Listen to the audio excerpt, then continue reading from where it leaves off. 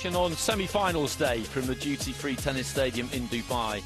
This is the IBA Men's World Boxing Championships 2025. Ladies I'm Andy and Clark. gentlemen, a Next to me I have warm Ronald welcome back to McIntosh. the And Ron, we had a really Dubai good Duty-Free first Tennis session. Stadium here for And you look at some of the names 16 as we just scan and our over the second schedule for the next 3 semi-final hours or so, and it's the same thing again. IBA Men's High World quality all the way Boxing through, Olympic stars, 2025. IBA boxing Our stars from boxers 3-round from around the tournaments world all over are the now world, one step best on their away from continent, the finals. best in the business, A chance each to of them call boxing themselves to try and get world through to that champions gold medal bout the and to day walk after away tomorrow. with And a reminder that by life-changing qualifying from prize yesterday's money. quarters through to today's Our semis, first prize fund has increased from semi-final 10,000 bout for of the this session is quarterfinalists in to the 51 kilogram 75,000 flyweight for division. the bronze medalists. And your referee If you in make it through charge to the of gold this medal bout contest from day China after tomorrow, is well then it is Khujanazar. $150,000 minimum. But I think Introducing first, probably coming more into the important red than all of corner, that is the representing chance to get your name Uzbekistan, etched onto that roll of honor as an IBA world Hasanboy champion. Dusmatov. And here comes a man who has achieved that before. He did it back in 2023 on home soil, in fact, in Tashkent. He is a two-time Olympic champion, Rio and Paris, an Asian gold medalist on 3 occasions, Asian Games gold medalist. He is one of the greatest to do it over the last decade or so. His wins have come against Samet Gümüş of Turkey and Meroj Suvijonov yesterday in the quarterfinals. Comes into the blue corner representing Armenia, Rudolf Garboyan.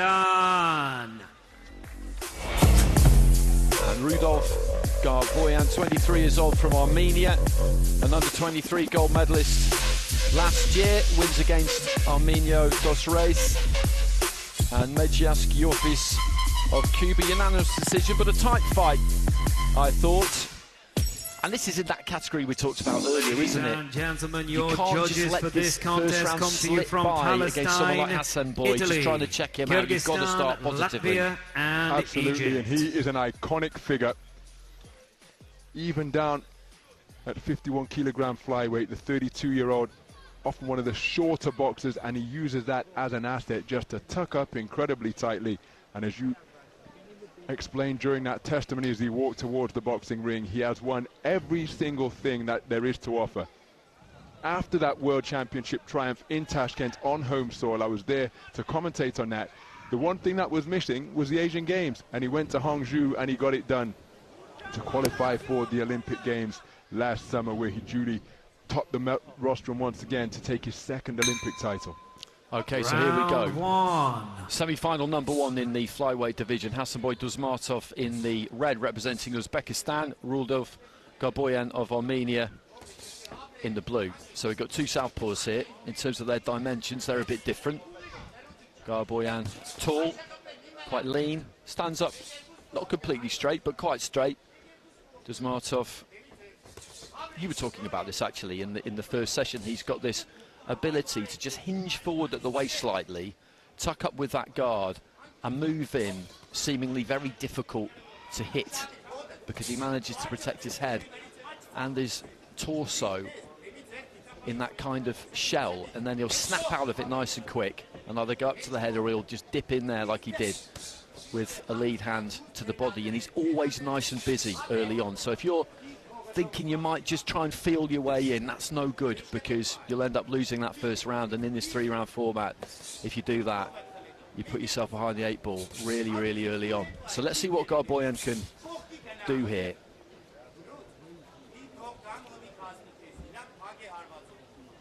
Carries his own lead hand pretty low, and he's got to be a little bit busier in these early stages because he is all business, Dusmatov. Smartly kind of walking around his opponent, looking for that angle, and again just in he comes, kind of ghosts in, lands that jab to the body. The guard is so effective. It's not that you can't hit him, you can, he's just reached in with the jab there, but you can't hit him clean. That's the problem. Left hand there from Dusmatov. He did fade a bit though towards the end of his 3rd round yesterday, which was quite interesting. Garboyan has got to try and keep the heat high if he can, but he's playing second fiddle in this opening round so far with just a minute remaining in it.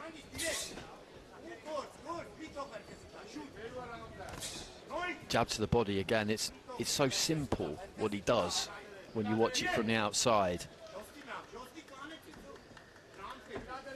And all of these fighters, they will have watched him for years. They'll have watched him growing up, which probably doesn't help when you get into the ring with him. But they will feel like they know what he's going to do. But once they find themselves in there, finding a solution to it is very difficult. The jab to the body again. Garboyan just let his hands go there, but I don't think anything really landed. Again, there's the rapid combination up top. And he'll feel the confidence there of having something on the end of his fist. But the problem is that it's generally glove. Scoring punches have to be landed on the target area, the torso or the frontal side of the head with the knuckle part of the glove. Final stages of round one. And that's almost what we were talking about, isn't it? As we've mentioned, he's invariably the more compact boxer at 51 kilogram flyweight, but his control of distance is absolutely extraordinary, and he does it based on an incredible ability to close the gap and get away before the counters can come in his direction. Terrific fast twitch fibers, and there's an example of it. In landing 4 shots, maybe got grazed with one, out of that shell, lead right hook, and he's gone again. And as you said, his opponents, including Garboyan, would have grown up watching and trying to emulate this guy, but that is the hallmark of a great boxer, when you know what he's going to do and you still can't do anything to prevent him from doing it. That's what unfolded over the course of the first round. Very important for Garboyan and his corner to come up with some type of adaptive strategy that they seek to implement in the second round. Because he swept it 10-9 on the scorecards there, Dusmatov. And speaking of hallmarks, another one for an athlete in any field really is you look like you've got time. It's not like he's rushing in.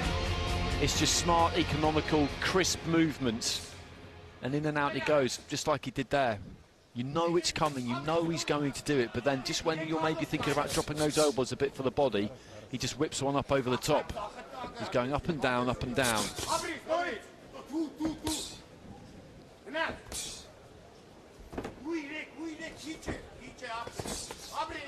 Didn't quite reach there, Garboyan managed to take his feet out.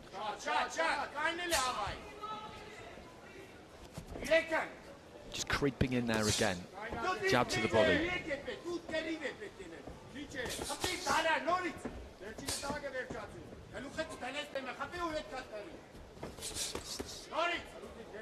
For the combination to the head, it didn't really land. He didn't let it go with any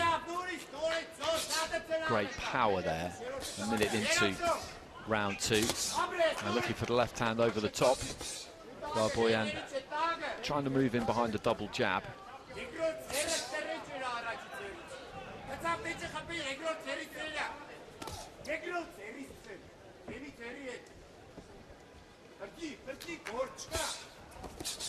Again, that right hand just taken on the glove. The defence is difficult to penetrate. And that little lunge, but he never comes over the top of that front foot. The feet are always underneath him. They go where he goes. The back foot follows the front foot and vice versa. The same distance between almost all of the time.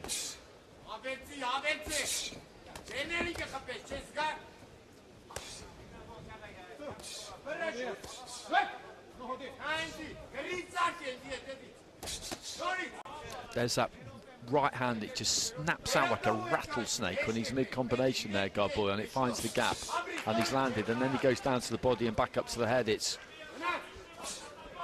is kind of mesmerising to watch, to be honest. He's going around in that circle, moving one way, then the other, and he's just got his opponent under his spell. Left hand up over the top of that guard again, as he was trying to let his own hands go, Garboyan.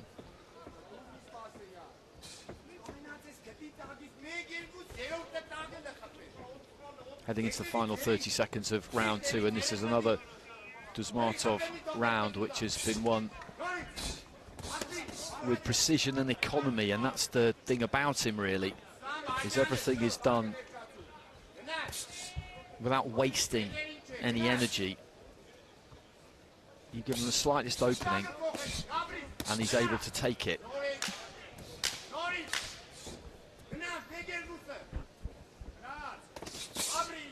And he's sticking at it, Garboyan, here, but honestly, I don't really know what he could do about this. It was interesting. I was going to suggest that I didn't really see much of a change in Garboyan over the course of those first 2 minutes. And then just as I was thinking that, he tried to get onto the front foot, had a success, and what came over? A counter hook. And that's got to make you very reluctant to throw.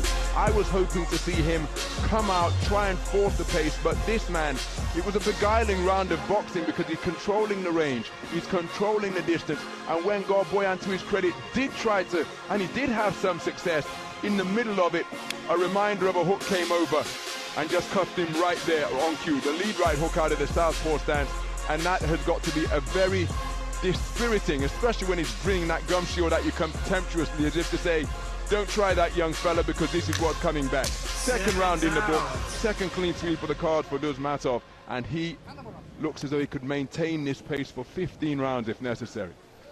He does. Third and final round coming up. He's 2 points clear with all 5 of the judges.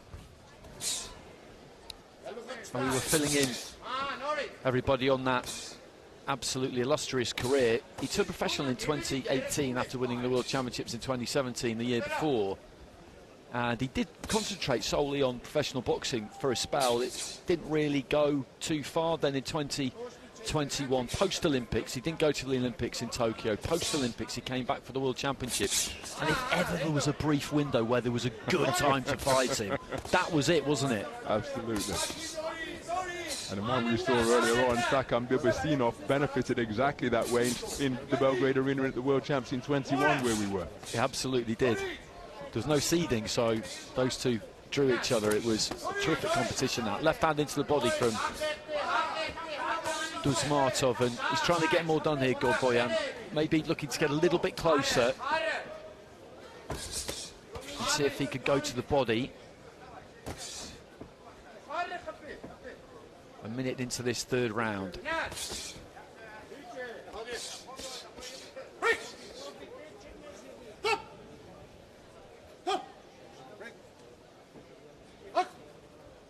I wonder if he regrets that foray into the pros. I'm sure he does now because it didn't really work out, and there's a good chance he would have won another Olympic gold medal. That was you read my mind exactly, because he would have joined Laszlo Patsiw, Filio Stevenson, Felix Savon as a 3-time Olympic champion possibly. Of course, we don't know how it would have worked out, but he would have been a strong favourite had he been able to secure that Uzbek vest for Tokyo 2020. LA's 3 years away, but, well, 2.5 now, really. You still wouldn't rule that out, would you? It's going to take somebody who comes along with terrific skills and that really kind of youthful sharpness. But you can bet that there's a bunch of guys in Uzbekistan waiting to grab that spot from him. Yes, I'd have thought so. You look at the turnover on that team, even since the Olympics, and the new fighters we've got coming through, it's incredible, really. You've got no time to rest on any laurels, and that's why it's impressive that he's at 32, still just going as strong as he's always been. Garboyan just trying to chop down with that left hand.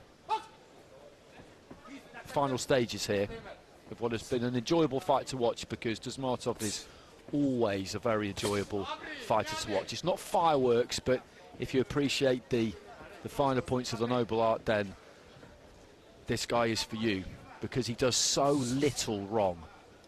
You can watch him fight, and I would challenge people to point out any obvious errors, because I just don't think in any typical contest that you see him in that he really makes any. Of course, you're going to get caught with a punch every now and again, as he did there. You know, you walk in the rain, you're going to get wet and all of that, but coming over the top of the front foot, the back foot, coming round, standing square, standing tall, it just doesn't happen, does it? 3 rounds of rinse and repeat for Hasanboy Dusmatov. A very efficient display indeed, almost as though he was boxing with one eye on the final, making it back-to-back gold medal bouts now. Because this man, credit to him, he really did give it a go. It's not as though he could go and just swing with naked aggression, because he would have been countered, just as he was when he was trying to pick his punches. But he really did try to implement the corner's tactics, Rudolf Garboyan, but still razor sharp at 32 years of age. Speed and reflex are often the things that go first, and when you're in the lighter weights in particular, oftentimes this is around the age where that thing you can't get back. The late great Eddie Futch said, reflexes and speed, they're like elastic in your socks. Once they've gone, it's gone. But he's showing no contest sign by unanimous decision and moving into the finals in the red corner, representing Uzbekistan, Hasanboy Dusmatov. Well, three of the judges actually went Garboyan's way in that final round. I think they're rewarding him for the effort that he put in. I still felt that was probably a Dusmatov round. And just to your point there about fighters like Dusmatov and that kind of approach where you feel like you know what they're going to do and you have to try and stop them. It always makes me laugh when people have talked about, say, Mayweather or Usyk in the pros, or someone like him, and all these geniuses come out and say, well, the way to beat them is you need to get on top of them and rough them up and make them uncomfortable. That is not a very easy thing to do, is it? As Floyd Mayweather said, there's no blueprint, so it doesn't exist. Because in theory, yes, the theory is straightforward, but trying to implement that against boxers in the ring whose IQ is off the charts is an entirely different matter altogether. So leaving the ring with his pride and his check is Garboyan. Terrific tournaments for him as we enjoy some of the highlights from the performance. Another masterful one produced by Hasanboy. It was, and it'll be interesting to see what we see in the final. We've got Batlaev of Russia up against Patrick Chinyemba in the next semi-final. Batlaev, you would make a pretty strong favourite for that. We have to wait and see how that one plays out. Chinyemba, I've not seen as much of as you. And they're both totally different, and they're both totally different to Hasanboy. So I think whoever prevails out of Patrick Chinyemba and Bair Batlaev, they're the guys coming next. And they present an entirely different proposition from one another and from what Hasanboy brings to the ring. There are 5 scoring judges. They're seated all around the boxing ring. The 10-point must system is in effect. So our next contest, about 392, is between boxers from Russia and Zambia. And it's to determine who will progress to face the defending champion, Hasanboy Dusmatov. Mr. Valery Pashkuhov of Moldova is just adjusting the ropes up in the boxing ring. He'll be our referee. And approaching the boxing ring is a man who has been something of a revelation in the course of this tournament. Bair Batlaev, 25 years of age. He won the European Cup, the EUBC European Cup at 51 kilograms, that prestigious multi-nations event in Budva. Here in the round of 32, he scored a first-round knockout of a Freddy Alvarado of Bolivia in 58 seconds with a body shot. In ring B, beat Nicky Cummings on his toes. Please welcome and then at the quarter-final stage, into the blue corner, was faster than a rapid-fire speedster named Fabrice Valery, continental medalist from Mauritius. Scored a stunning second-round knockdown with an overhand left. And the man from the blue corner is a tournament #2 seed. Just burnishing that distinctive golden-coloured hair that he dyes around all of his major tournaments. That is 24-year-old Patrick Chinyemba, the best boxer on the continent of Africa, the 2024 All-Africa Games gold medalist, the 2022 African Continental Champion, Commonwealth Games bronze in Birmingham. You take a closer look at Bair Batlaev, part of a 13-strong Russian team. Chinyemba, one of 7 Zambian boxers here. And in his quarter-final against Daniel Sabit of Kazakhstan, he went to bout review, but that's because he totally shut down in the second round, and then he won round 3 in typical fashion. And typical fashion for Patrick Chinyemba, remembering his first Olympic appearance back in the 2020 Games in 2021 in Tokyo. He's only 24 now, and he's been to the Olympics twice, but he gave Galal Yafai a real close contest when Galal Yafai went on to take gold. But he's a herky-jerky, idiosyncratic type of boxer. He can change direction from right to left in a blink, and it's going to be interesting to see in this battle of speedsters which man's speed will be more effective, because Bair Batlaev, the southpaw, wearing red for Russia, the man's heels seldom touch a canvas in the bouts where I've commentated on him, always up on his toes, can close the distance in a blink. I've got this vision in my head of him working a ladder drill in a gym and just seeing how quickly he can get his toes up and down or in a pair of tap dance shoes, because he possesses remarkable foot speed. Patrick Chinyemba, the orthodox boxer, although he can switch, wearing blue, possesses tentacle-like reach, and it's going to be interesting to see whether his speed will be able to match or be better than the speedster wearing the red vest of Russians. He just got into range and wasn't too far away with a southpaw two-shot combination. One of Chinyemba's strength in his boxing is the ability to go from clockwise to counterclockwise on genius ankles. There's just no diminishing of speed when he changes direction. There's the two men long bridging with the lead hands. And again, because of the speed that the opponent possesses, Chinyemba looks for a bolo shot to the body and continuing to target the body with straight shots from the backhand. He sometimes looks unconventional. That's part of his skill set. Trying to unsettle opponents. He'll go for walks around the boxing ring. He'll have a modified Philly shell. You can see how long the man's arms are when he covers up his torso and tucks his chin behind his shoulder. And it's like trying to penetrate a lattice, trying to find a target, but there he did get through with a high left hand to the temple out of the southpaw stance. Batlaev, and again, there he is, in and out with the feet. Come forward for Ray, but ghosting away on his quick feet is Chinyemba. Turns in a bolo shot to the body, disengaging. On his ballet-like movements is Batlaev, and you can see Chinyemba able to reach him from a long way away with that backhand. There he turns it into a bolo shot. Spoken to about it straying below the belt. So Batlaev aware of the pot shot successes that Chinyemba has had, and he's going in search of his get back. Nice right jab over the low held left from Batlaev, and he scores with a left cross to the body. Game of chess in the middle of the boxing ring between two fast twitch fighters. Plenty of support reverberating around the Dubai duty-free tennis arena from the vocal Russian contingent. 10-second clapper has sounded. So what do you prefer in that opening round? There were some pot shot successes in the middle portion of the round for Chinyemba, but terrific speed in evidence from both. There was. It was a really good round to watch, because the first half of the round they kind of swapped turns to have success to the body. It was Batlaev first, and then Chinyemba did exactly the same thing, and then in the second half of the round they both kind of switched up a little bit, and again I didn't really feel that either one of them significantly got on top. I think you could go either way with that round, to be honest. When you're looking at a few replays of it there, you mentioned the reach of Chinyemba, and when he lets those arms drop down to his waist when he's standing in the ring waiting for instructions, they are very, very long, and he uses them, because fighters don't always, do they? Sometimes you see someone with those kinds of tools and they frustrate you.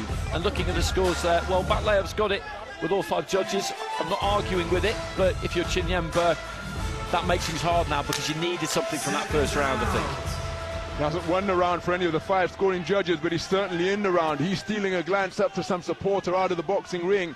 IBA live scoring will mean that he's aware of the context of the contest going into this second round as well. And so Patrick Chinyemba, the reigning All Africa Games gold medalist from the delayed multi-sport event in Accra in Ghana last year, should have been held in 2023. He just conceded the opening round unanimously. And so he's got to try and find a way to get back into this contest. Chinyemba was one of a whole cohort of boxers who were around 19, 20 at the time, ahead of the Tokyo Olympic Games. I first came across him at the African Olympic qualifier in Dakar in Senegal when he booked his ticket for his first Olympic Games. That's a stunning right cross from almost the other side of the boxing ring. He just disrupted the boxing stance of Bair Batlaev, and he's just looking to get on his bike there, that right hand just grazing the neck. But he, part of a cohort of boxers of the same generation who have been invested into significantly, as another right hand gets through from Chinyemba. Now he's up on his toes, looking to remain out of reach of Batlaev, and Batlaev looking to creep his way in, and his feet are so active. Another right hand success from Chinyemba, just catching Batlaev as he was looking to angle and bend away. And there's that amended version of the Philly shell where he tucks his chin behind his shoulder and covers up with those everlasting limbs, not too far away with that right cross. But again, the significant investment that the Zambian boxing authorities have made to develop the abundance of talent that is down there, well, he, one of the beneficiaries of that. And of course, by making it through to the medal stages, he'll have designs on the final. That's more invaluable funding, hard-earned by the boxer and the coaches, that will go to the federation once again. Both men feinting just on the cusp of range.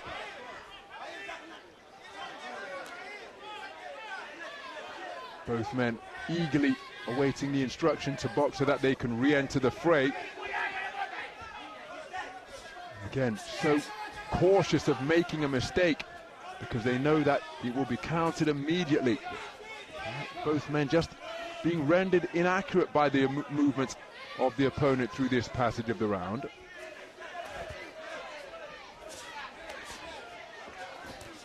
Right cross success once again from Chinyemba. Hands down posture being adopted now by Batlaev, but he's continuing to dart around the ring and make his opponent miss. He couldn't escape that right cross, but he got through with a right jab of his own, making it an exchange. Slaps Chinyemba with a lead right. Then that darting whiplash jab wasn't too far away.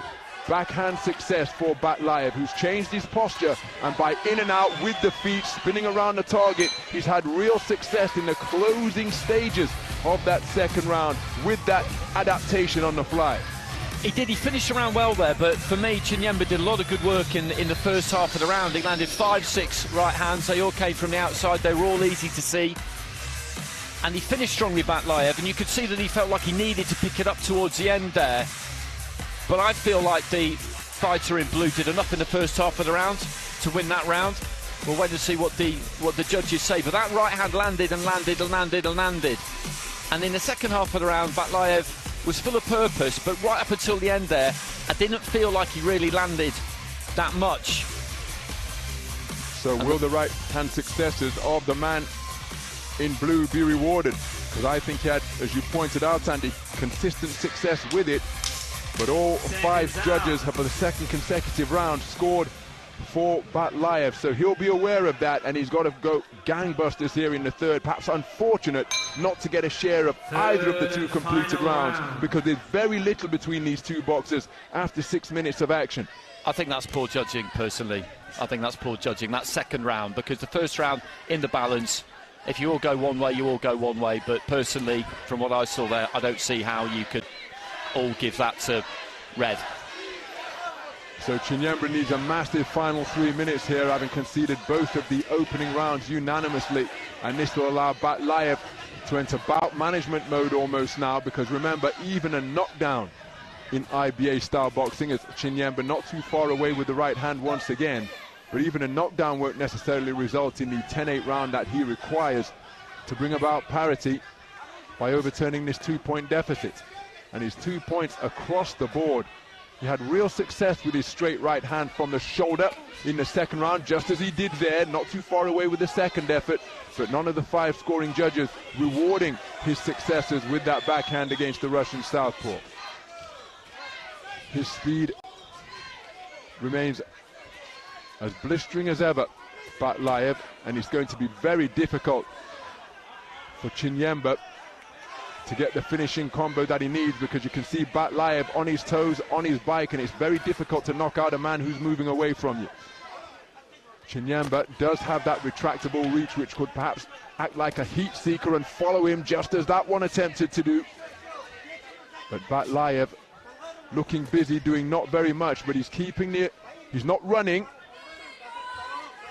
but the motion on the edge of range will keep Chinyemba honest and indeed guessing.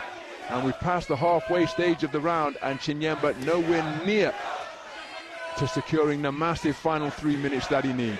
So this is clever boxing from Batlaev, because he's looking busy, doing not very much, and that's drawing almost a reciprocal response from Chinyemba. But remember, the onus is on him to try and turn things around, having conceded both of the first 2 rounds unanimously.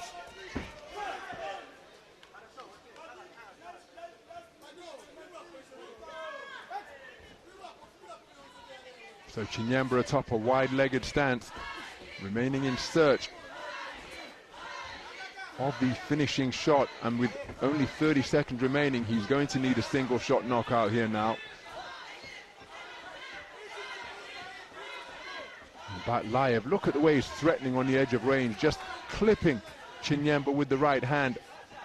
Again, that'll keep the referee content in terms of engagement, but it's been a very clever third round of boxing from Bair Batlaev. Hasn't really engaged, but he's always looked as though he's right in position to engage, and that has kept Chinyemba guessing. He hasn't been able to chase after his man recklessly, coming forward behind the right hand, and a complete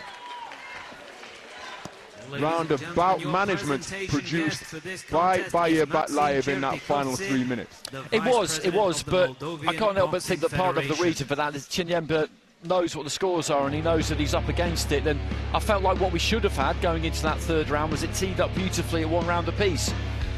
I thought that was a clear round to Chinyemba in the second round. I did. The first round, as I said, it was that tight that you can have 5-0 either way and anything in between, to be honest with you, would have worked for me. But I think that final round we should have had that teed up at 1 apiece. But I don't want to take anything away from Batlaev there, because he's boxed well, and in that final round he kind of coasted a bit, didn't he? But sometimes you get that. One fighter's a bit demoralised, the other knows that they're nearly breasting the tape. Contest via unanimous decision and heading into the finals in the red corner, representing Russia, Bair Batlaev. So Bair Batlaev, a unanimous point decision victor over the tournament #2 seed and 2-time Olympian Patrick Chinyemba. He goes away with a bronze medal from Dubai 2025 as he continues to assert his credentials as one of the very best boxers in and around his weight in the world. Wonderful accomplishment for him on the global stage. Commonwealth Games bronze in Birmingham, already multiple All-Africa continental gold with the All-Africa Games and African Championships in 2022. The bronze medal doesn't quite match his golden fade, but a piece of championship hardware nonetheless.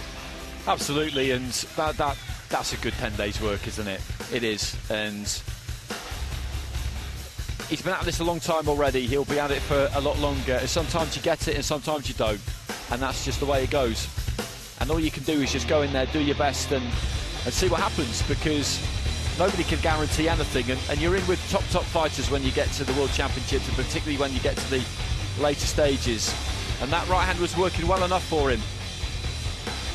Little dip in with the lead foot, pulls that weight back quite well at times. But we will now await the final, where Dusmatov will be up against Batlaev, and that'll be an interesting watch, that, I think.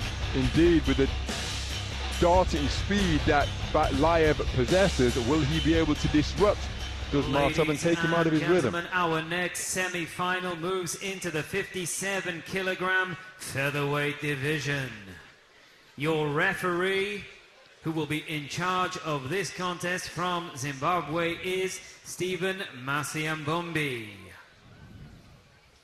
Introducing to you first, coming into the red corner, representing Kazakhstan, Orazbek Assylkulov.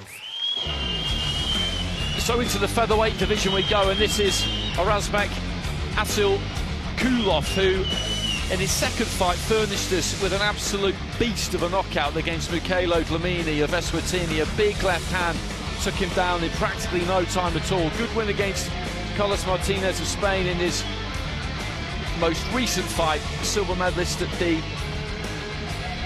Asian Championships in 2024, 27 years old now. Please welcome his opponent, coming into the blue corner, representing Russia, Andrei Peglivanian. I've liked the look of Peglivanian when I've seen him. He's only 21 years old. He's a European junior champion, a Euro under-22 gold medalist as well. Beat Patson Ledson in his opening fight, then Pablo Vitor Fonseca de Jesus. Then boxed really well in his quarter-final against Armando Sigalk of Mozambique, who's got an unbelievable engine, comes in from lots of different angles, decent enough technique as well, but Peglivanian just had too much for him. Had too much for him. Too organised, too compact, too everything. Romania and Croatia.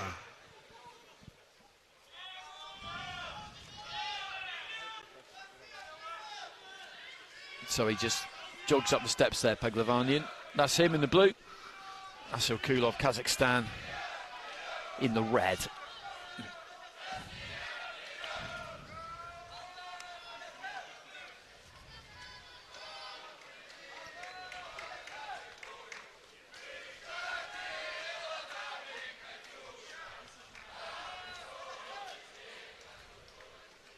So back to their corners they go. So this is the featherweight division, 57 kilos. Assylkulov, Kazakhstan in the red. Peglivanian, Russia in the blue. Southpaw up against orthodox. He's got quick hands, Peglivanian. He throws that jab, throws that right hand. When he lets his hands go, he lets them go quick. He got caught with one to the body there, though, early on. And he's got that kind of in and out, up on the toes movement that Ron was talking about in the previous fight. You get that kind of just rhythm going with it, that sort of beat going with it, that kind of dip and glide that you see fighters get sometimes. And if they can get that working for them, then that can be a problem for the opponent. What I like about Assylkulov is he does this quite a bit, this kind of stuttering.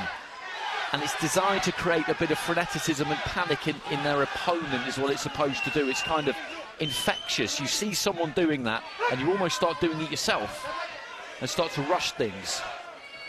It's clever. I haven't seen too many fighters do it because it's probably quite a difficult thing to do, to be honest. Into the second minute, nothing much has landed from either of these two so far. But the way he does that with the feet, Assylkulov, it gives you the feeling that something big is coming at any second. And his feet are planted wide as well, so he's got that base to generate some power from. And Peglivanian happy to stay within or on the borderline of punching range. Left hand to the body there from Assylkulov. Long right hand from Peglivanian. Got there, probably the first serious headshot that's landed.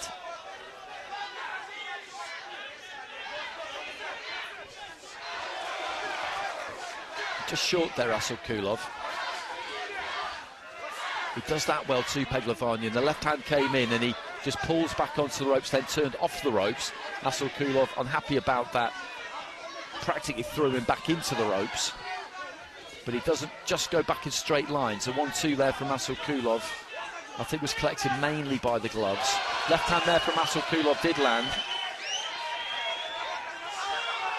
And they just swap left hands again there. It's a good fight this, it's hotting up towards the end of the round. These two just letting their hands go a bit. Hard to say who's getting the better of it at the moment. Kind of a pot shot there with the lead left from Assylkulov, who carries those hands pretty low. He's just trying to throw Peglivanian around a bit physically when he gets the chance, as if to try and make a point that he's the physically stronger of the two. And again, he's just leaning in with that head. The 1-2 comes in from Peglivanian.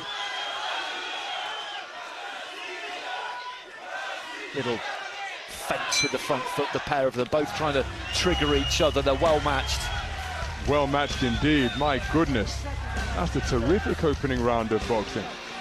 First time in this tournament I've seen Assylkulov in that characteristic style of boxing, the little foot fire drill that he does where his feet are barely on the canvas. Very interesting indeed to watch.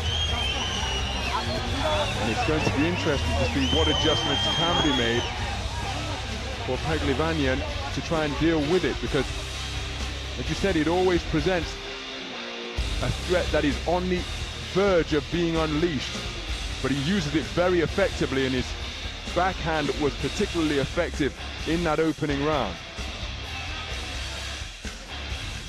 And then you see a clean sweep of the cards for the man from Kazakhstan.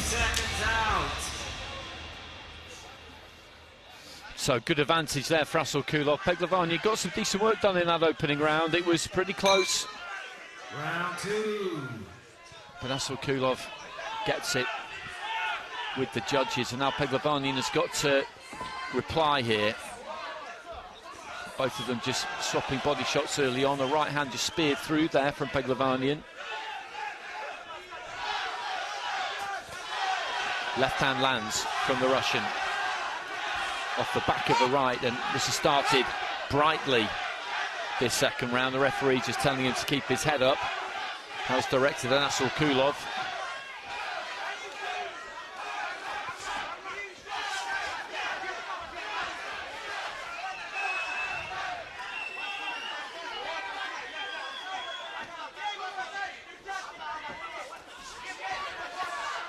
Just trading on the inside there. Assylkulov may have just landed a right hand.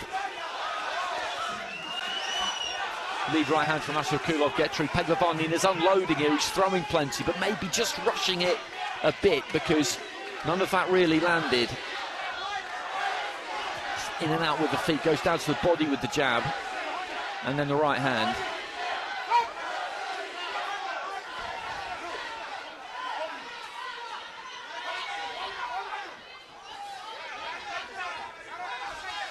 Long right hand to the chest there from Peglivanian. That's a effective right hand there from Assylkulov. Just managed to clip the chin.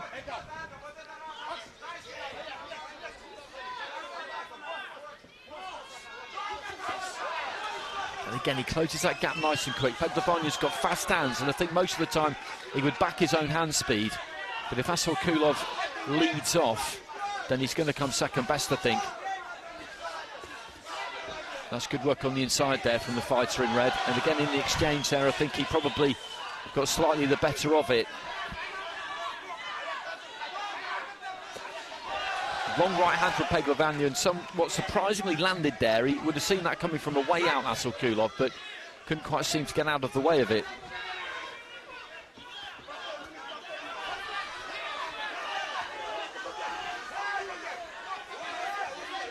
And you look at Assylkulov there, he's happy to wait for Peglivanian and punch as soon as he punches. He claims the clean strike with the left hand. His back was to me, so I couldn't really see it. Right hand in there from Peglivanian. Closing stages of round 2.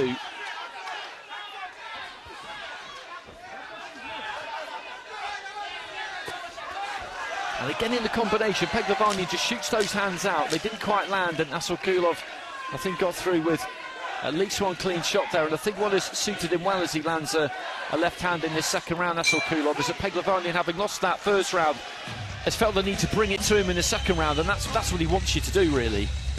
Indeed, he was content to get on the back foot, back skimming against the ropes at times, just showing his composure under fire. I have to think, from what I've seen in this contest so far, he looked more effective when he was seeking to be the aggressor, but he showed a different facet of his game here, as Peglivanian, having conceded the first round, unanimously sought to take it to him. But in that type of territory, even though he was inaccurate during this sequence, what he's really been effective with that southpaw left, as demonstrated there. I still think the man in red won the round, and I just wonder whether Peglivanian has got that terrific speed of hand and his straight shots are rapier-like, but just maybe rushing his work a little bit in a bid to try and overturn the deficit he faced after 3 minutes. I think he was doing that in that second round. I think that was definitely the case. He's picked up a card there, Peglivanian. 4-1 split in favour of Assylkulov. So Assylkulov with a 2-point margin with 4 of the judges. So this is a scenario we see relatively often. You need a big round to turn this around, and he started fairly well there, Peglivanian. The big right hand just sends a sweat spraying off the head of Assylkulov. In terms of the scoring criteria, 10-9 is a close round win, 10-8 is a clear round win, so it's not like you have to beat the brakes off somebody for 3 minutes to get a 10-8. That is not the case, but it does have to be clear. You have to dominate. Assylkulov in the red, Peglivanian in the blue.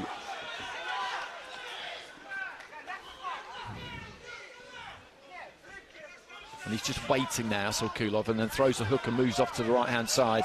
Peglivanian, I think, needs to just try and stick it on him a bit here without really rushing that work, but take those feet in and punch when he gets into distance, punch, because Assylkulov, the way you stand square with low gloves and move side to side like he does, that's a more tiring way to fight, I would say, and just signs maybe that he's beginning to feel it a bit. The mouth is slightly open, although that's maybe something that is slightly more typical for him than it is for other fighters.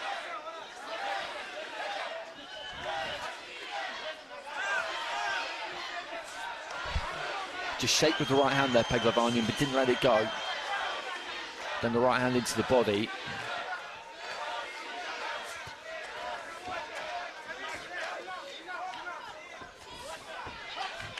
Just coming together as they both move forward at the same time.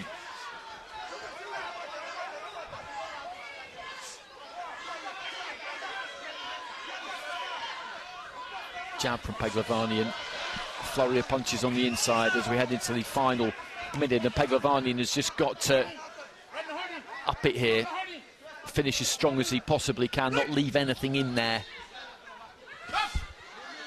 Because looking at Assylkulov as he looks at the corner over the ropes, he took a big, deep breath there, and that's pretty standard when you get to the 9th minute of elite level competition. But Peglivanian has got to try and just do everything he possibly can here, because he seems the fresher of the two. That's a good combination there from the Russian. But he's running out of time.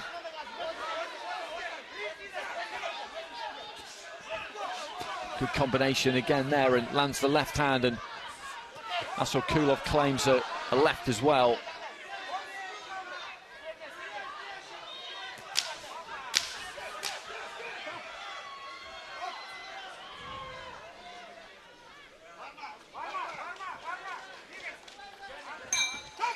So there goes the bell, and whichever way that goes, it's going to be a win for the red corner. Whether you viewed that and felt like he won that final round, or whether he was hanging on a bit, I wouldn't say he was hanging on towards the end, but I think the man in blue had a bit more gas left in the tank.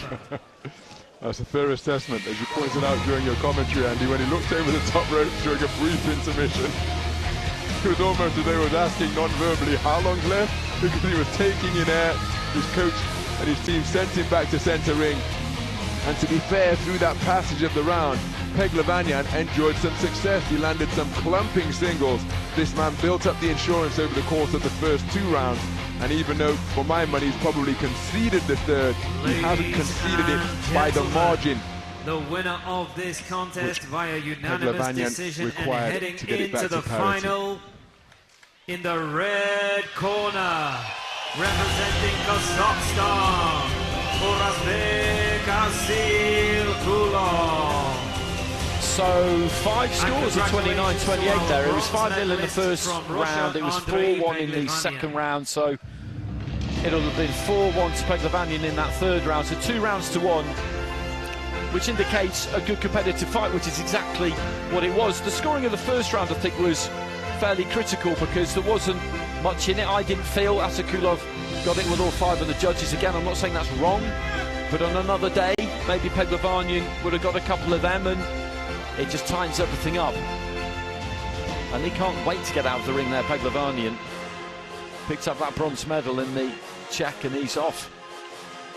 Assylkulov can have a rest tomorrow, and then he will be back here on Sunday evening.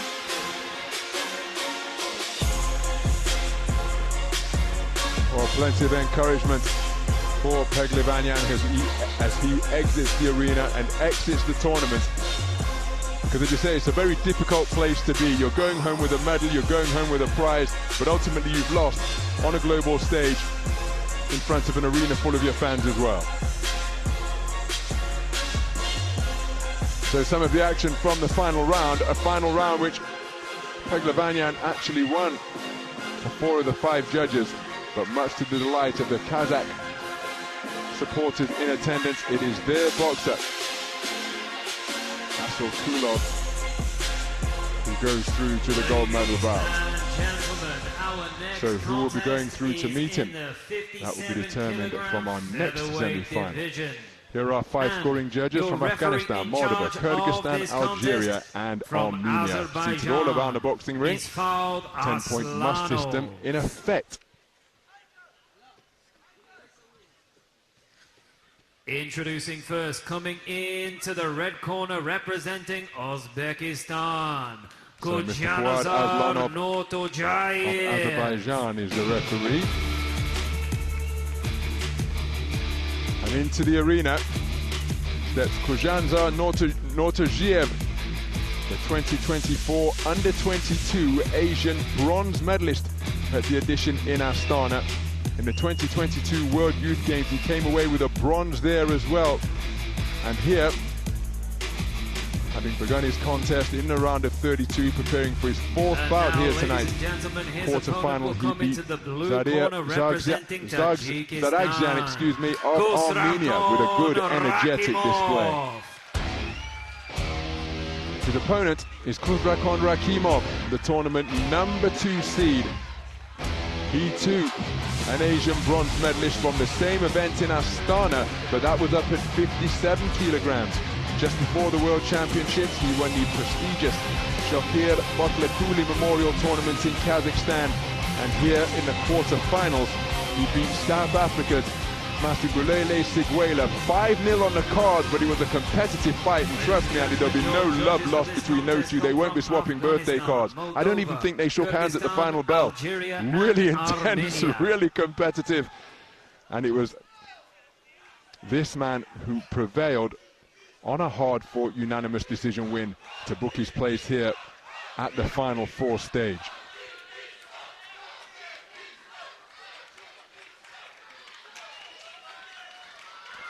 So the Tajikistan flag in evidence here at the Dubai Duty Free Tennis Centre. Round 1. As the opening bell sounds to get this second 57 kilogram featherweight semi-final underway. It's between boxers from Uzbekistan and and Tajikistan, and the boxer wearing red just reaching down for that jab to the body. It's Khujanazar Nortojiev. Asked his team whether it's Nortojiev or Nortojiev, and they informed me in no uncertain terms that it's Nortojiev is the correct pronunciation. He's the man in red, and the boxer wearing blue, Khusravkhon Rakhimov, very adept in every facet of the game, as you see the men just seeking to establish their distance. Good jab to the body from Nortojiev. They both possess very similar qualities in that they're dynamic, dexterous boxers. Good right hand over the top from Nortojiev. And each of them seem to demonstrate a propensity for trying to get into the mind and under the skin of their opponents. They'll grin that gum shield. They'll celebrate their successes with a little shimmy. And this one taking place exclusively in the space of center ring as they duck and weave and try and draw that lead they can counter. But that has been an effective and consistent punch from Nortojiev. That thrusting lead left hand to the body. Rakhimov looking to counter as again. Punches in bunches from both boxers. And neither man seeking to work on the perimeter. Left hook to the body landed by Nortojiev.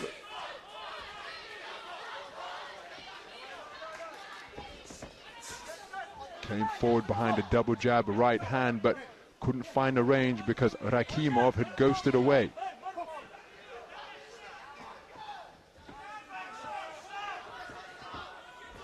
There's that jab to the body once again. Rakhimov tried to counter and catch the man as he was crouching to reach and score that shot.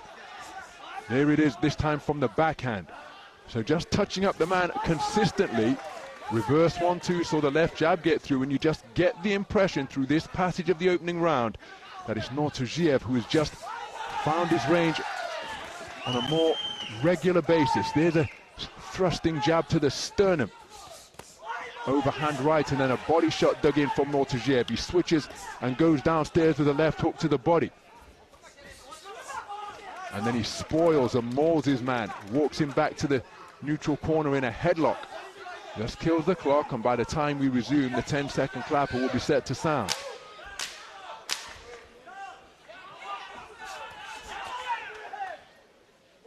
Well, I think this has been a very clever opening round for Khujanazar Nortojiev. He's found a range with more consistency and scored repeatedly, particularly with straight shots downstairs. He has. He's been nice and busy all the way through the round. Started at a decent pace and kept it up throughout the course of the 3 minutes. And when you look at the dynamic between the two of them, I just felt that he waited a little bit too long at times, Rakhimov, and that Nortojiev was the one who, as I say, just threw the greater volume, and enough of it got through. It's not that the fighter in blue didn't have any success, because we see him land a left to the body there, but he was quite reactive. And the Uzbek at times can look a little bit clumsy with some of the moves that he looks to pull off, but he's one of these guys who just kind of, he gets on you, gets all over you, and maybe he'll just take an adjustment for the second round there for Rakhimov. Well, although, having said that, Rakhimov gets it with all 5 judges, which I do find rather surprising. I share your surprise, Andy, as we prepare to go into the second round. At the round of 16, he prevailed over Ankamar Karku of Mongolia on a 4-3 split. I urge you to dig out the contest and just look at the expression of the Mongolian boxer when that decision is announced. He was absolutely stunned into disbelief that it had gone against him, but that's what took him through to the quarterfinals, where he prevailed on that unanimous points verdict against Masibulele Seguela. He's taken the opening round unanimously here, has the tournament number 2 seed, and that has prompted Khujanazar Nortojiev just to plant his feet into the canvas a little more firmly and seek to get more pop onto his punches.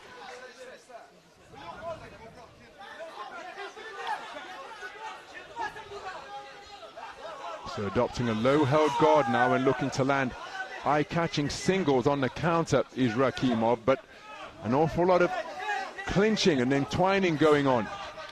Thrusting left jab to the body is a scoring shot for Nortojiev once again, but they're spending an awful lot of time in this posture right here, smothering the work of one another, not able to find room for their hands on the inside. It's as though they're so committed to the initial offensive outburst that in the event it lands or otherwise, they find themselves chest to chest, shoulder to shoulder. Oh, I think that may well be a case of sorry not sorry, as that sporting touch of glove resumed the action. So looking for uppercuts and right hand on the inside. He scored with a good left hand to the body, did Nortojiev.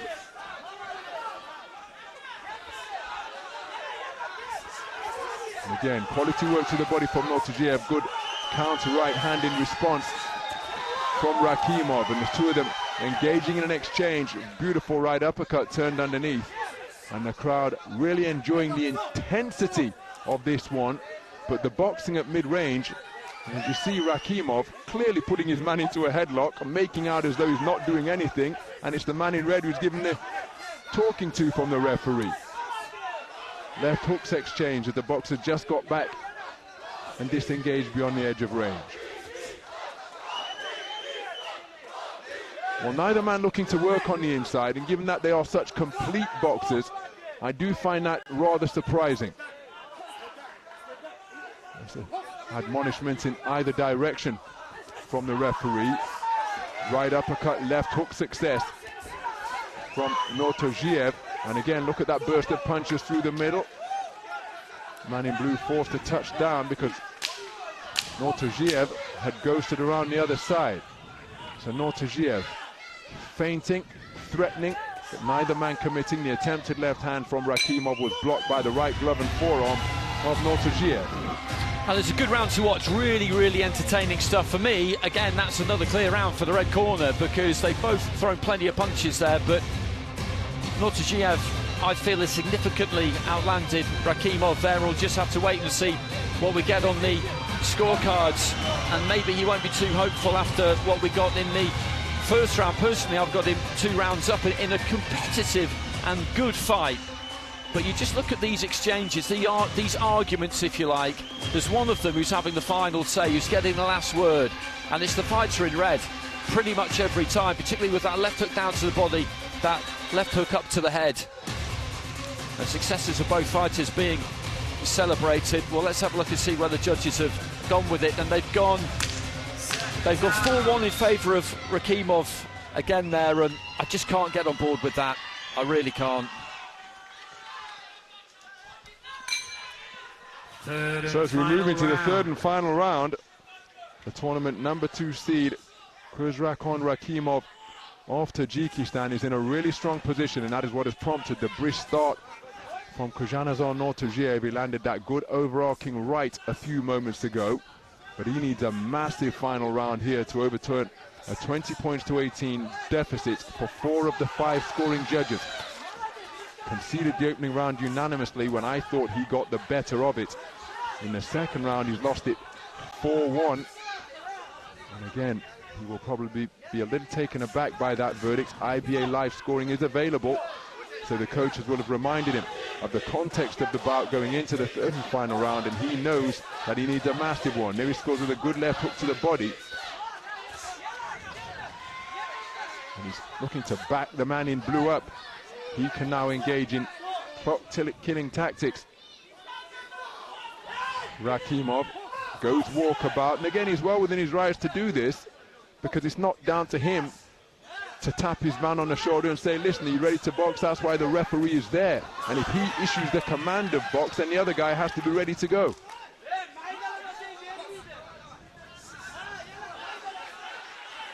So how is the spirit, how is the belief of Nortojiev after those scorecards from the first 2 rounds? Because you can see the man in blue is doing everything within his power to just allow the clock to tick down.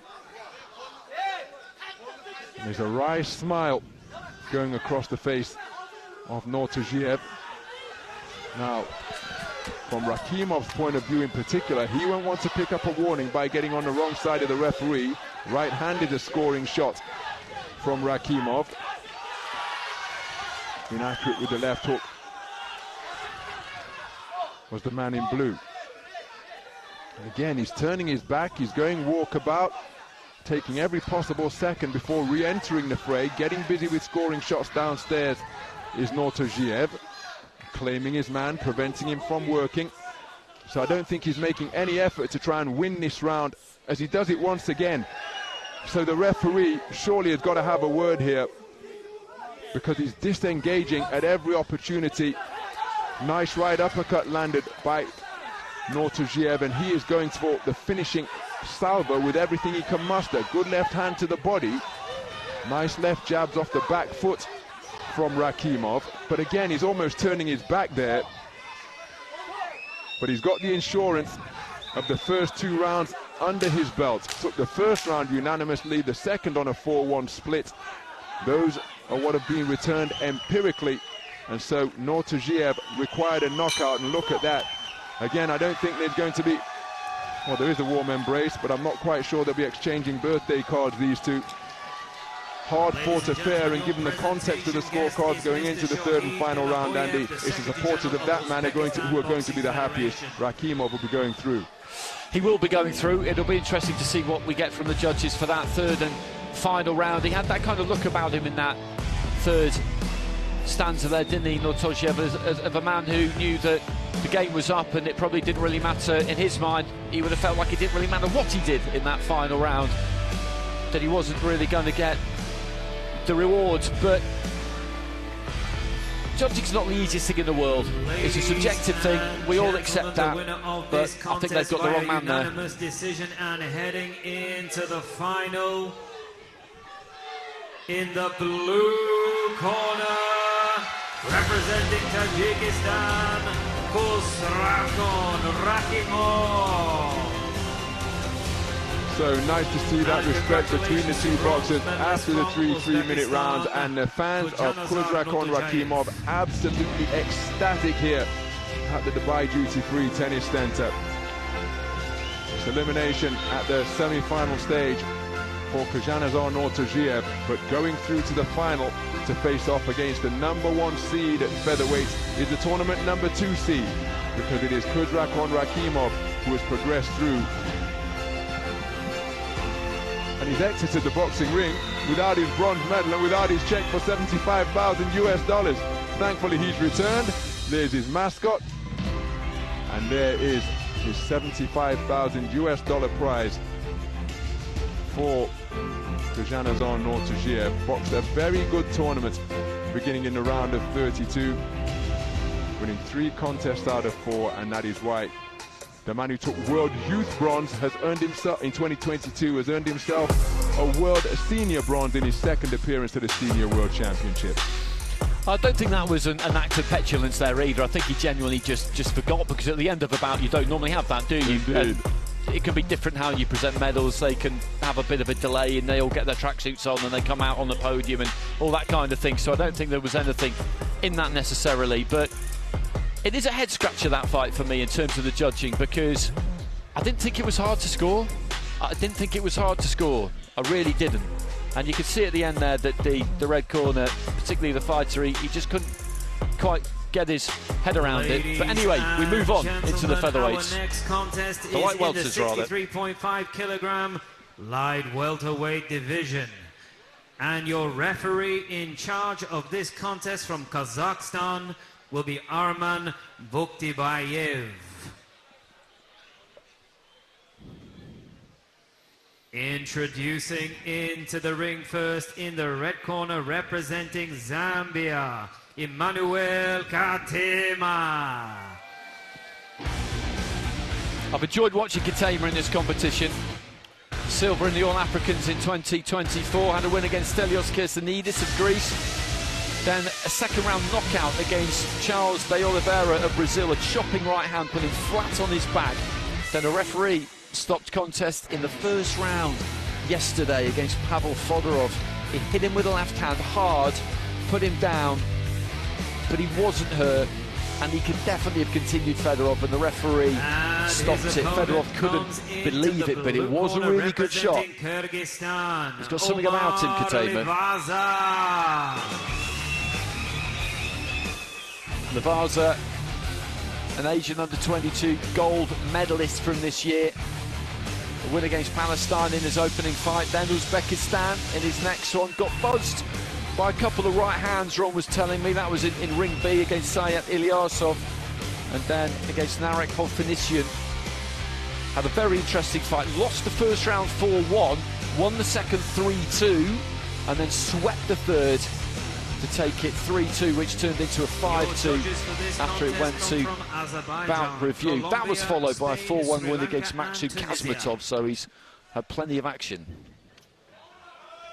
There he is, 21 years old.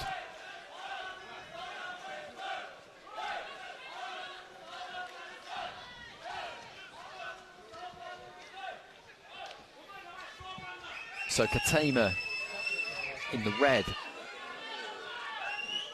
Boxing for Zambia, Omar Livaza in the blue. Representing Kyrgyzstan. This is the light welterweight division, 63.5 kilos. And you look at him physically there, Katema. Long, angular kind of coat hanger build, if you like, with these long, long arms as well. He's an orthodox fighter.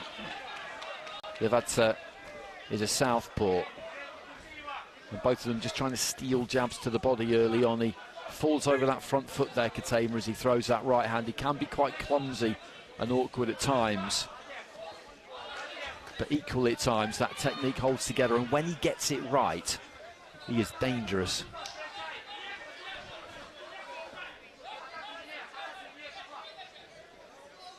Just a little dip of the knees and then goes for that right hand, and he does tend to go over the top of that front foot a bit. You see that back leg come round.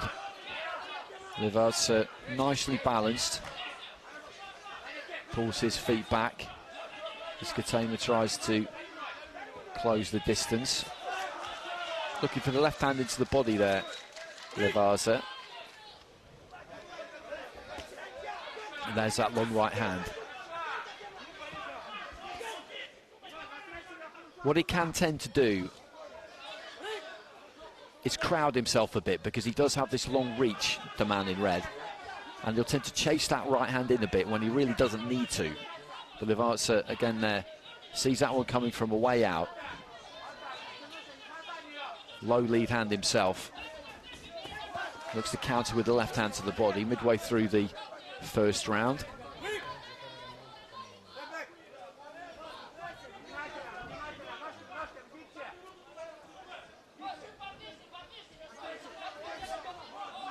short with the jab there, Livaza. And then just steps in again behind the 1-2 there, Katema, but didn't really have room for it.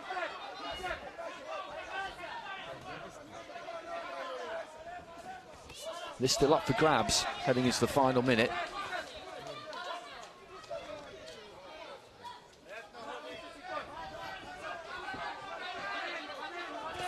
Left to the body from Livaza. And the head's almost rubbing together on the inside. It's been untidy, this, in the opening round.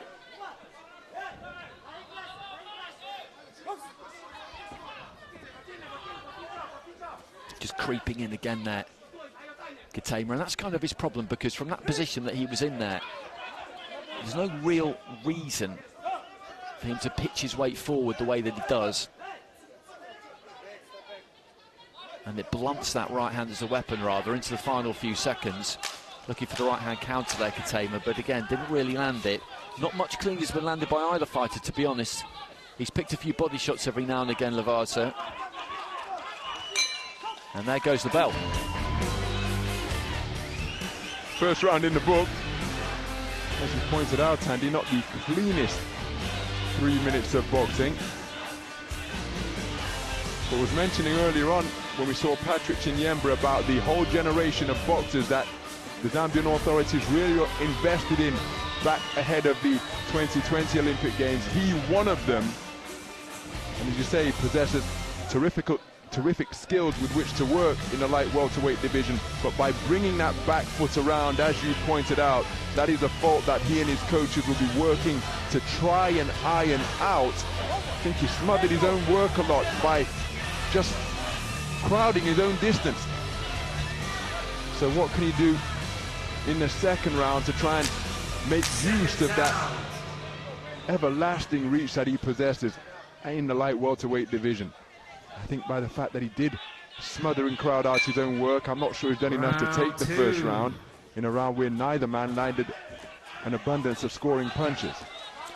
No, that's true, and the card's just flashed up and it's a 4-1 split in favour of Livaza. I think the work he did to the body is won him the round, essentially, because I think he's found it a little bit difficult to get a read on Katema. He's one of these fighters who there isn't really that kind of beat or rhythm to his work that you can pick up and become attuned to.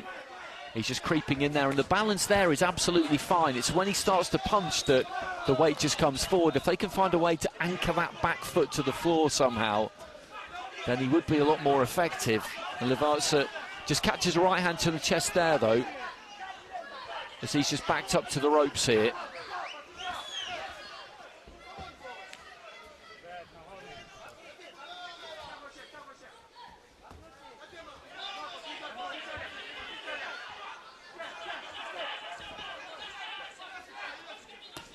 That's a good jab from Katema, and then throws a right hander with a bit more balance, and that landed. And Livaza with a left hand as he comes off the ropes. I think he's feeling confident here, Livaza, that if he hangs on that back foot and gives himself a little bit of room like he did there, although he didn't counter that time, that he can pick those shots, that he can wait for Katema to commit himself, and then he can find him to the body and find him enough times to win the round like he did in that first. So maybe he does feel like he's got a little bit of a read on him, because the one consistent thing that he does do, Katema, is you know that eventually he will do that. He threw that right hand, and as Ron was saying, that back foot comes round and the weight comes forward.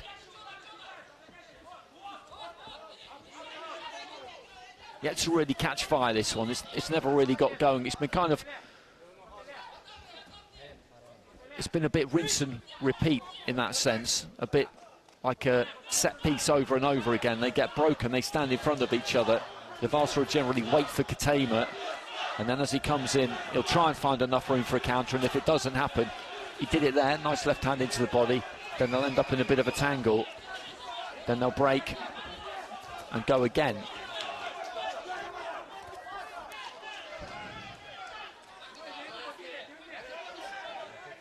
And I think in his second round, like the first, it's that left hand that he's managed to pick mainly to the body, Livaza, that is going to give him the edge here.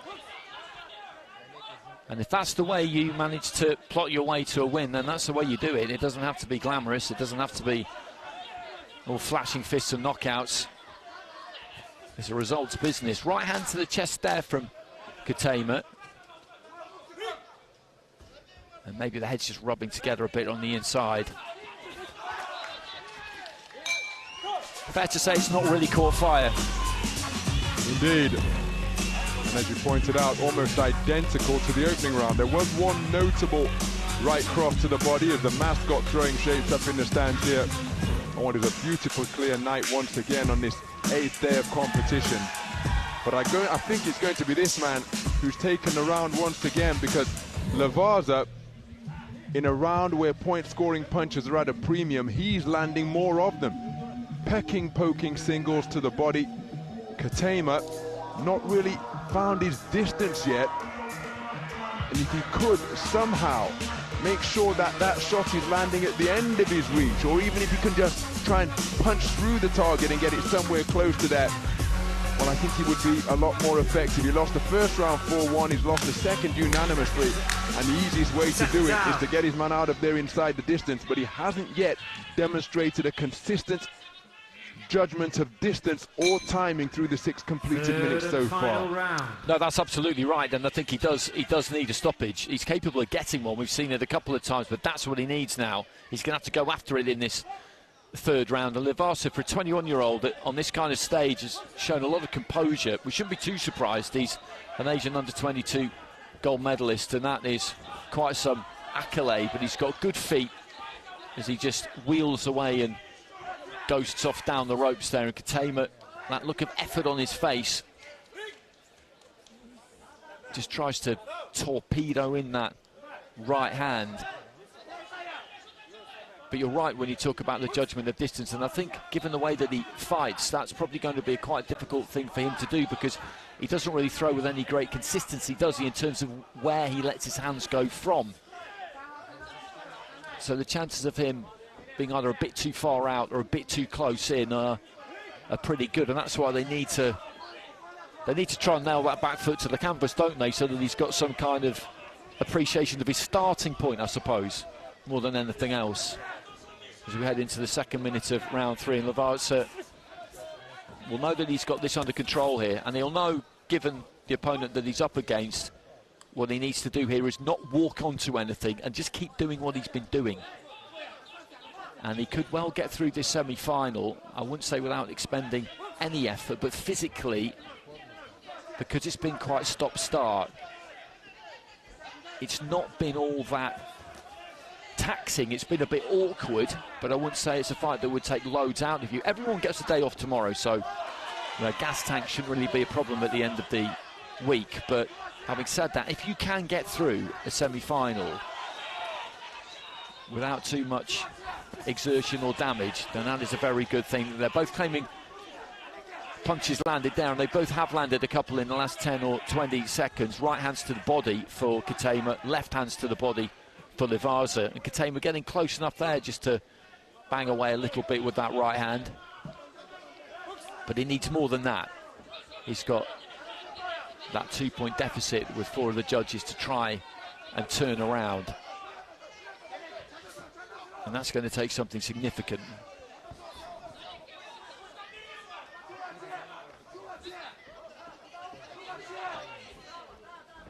Just dips in with that lead left hand there, Katema. Right hand just down by his, almost by his knee. His arms are that long, was cocked and ready to go there, but in the end he decided not to throw it. Well, that's much better from him. The double right hand to the chest followed by the left. But it's a little bit too little too late here. Final few seconds of round 3. And we talked a lot about what Katema could do better, but that's a very mature display from Livaza, isn't it? Absolutely. Used the space of the ring very effectively. Picked his spots when they were available, scored with pecking, poking singles, principally to the body of Katema. Very composed display, didn't really have to take too much. Always had the latent threat of this man's long reach and explosive punching power, but he didn't really find the distance with any consistency. Had a couple of successful clusters at the end, it did Katema. But I don't think there can be any doubt it's the man in blue who will be going through. And a very composed display indeed against a dangerous opponent. Katema showed flashes of what he wanted to do the in winner the closing of this stages of the contest third. by unanimous decision and heading into the finals. In the blue corner, representing Kyrgyzstan, Omar Livaza. And he gets it by unanimous decision. In that final round, actually, it was split scoring, so Katema picked up a couple of cards on work rate, I would say.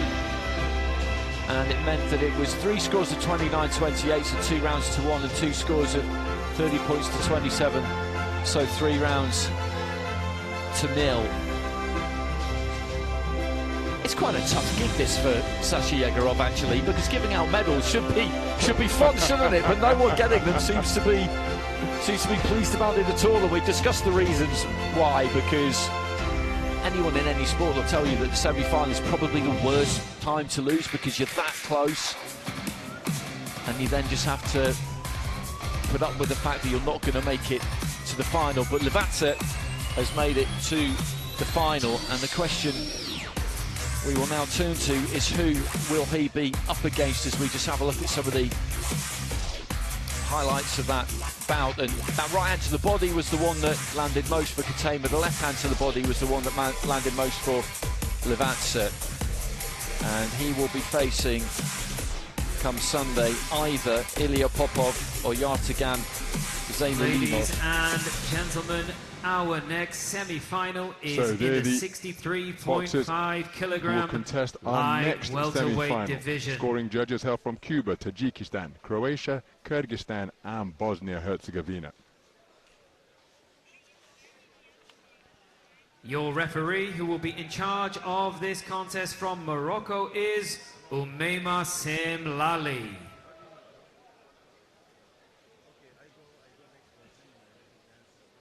Introducing to you first, coming into the red corner, representing Russia, Ilia Popov. So into the arena is the estimable talent of Ilia Popov, 25 years of age now. As a teenager, this man was absolutely sensational. Got his tournament underway here in the round of 64. At the quarter-final stage, he beat Julian Ortiz Rivera of IBM Puerto Rico in what was an all-southpaw classic. Skillful bout, incredibly close. This man's quick twitch movement against the flat-footed heavy-handedness of the 20-year-old from Puerto Rico, Julian Ortiz Rivera. And he got it on a 5-2 split to book his place in the final 4. His opponent is Yertugan Zeinulinov, the tournament #2 seed, 2025 World Boxing World Championship quarter-finalist at 65 kilograms. He had a bye in the round of 64, terrific win over Davardalai Altangaral of Mongolia, giving him 2 8 counts in the round of 32. In the round of 16, he beat Jose Manuel Aguirre Cruz, the IBA pro. And then in the quarter-final, it was a really bizarre interlude because he beat Ahmad Shtiwi of Israel unanimously. They came together in a clinch. He tapped him somewhere just around the temple, just in the midst of a clinch. And from that point on, it was as though somebody had pulled a plug on Shtiwi because he staggered backwards, he got back up after the clinch, and he was all over the place. And from there on, he was in survival mode. And so that is how Zeinulinov was able to box his way pretty comfortably into the final 4.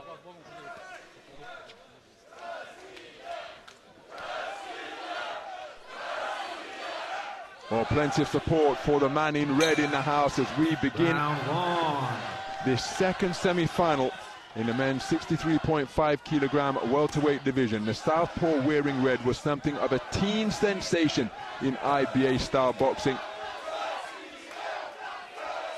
taking Youth Olympic gold in Buenos Aires. I was commentating on that contest. European Youth gold, World Youth silver, all at the same weight that he is now, light welterweight. In his first World Champs in 2019, he made it through to the quarterfinals, and he took Andy Cruz to eliminate him. So that's the type of talent that this man possesses, and he's just been inconvenienced by a rabbit punch to the rear of his head. Has Popov by Yertugan Zeinulinov, the number 2 seed from Kazakhstan. Both men going for backhands simultaneously, and it's a brisk start by Zeinulinov.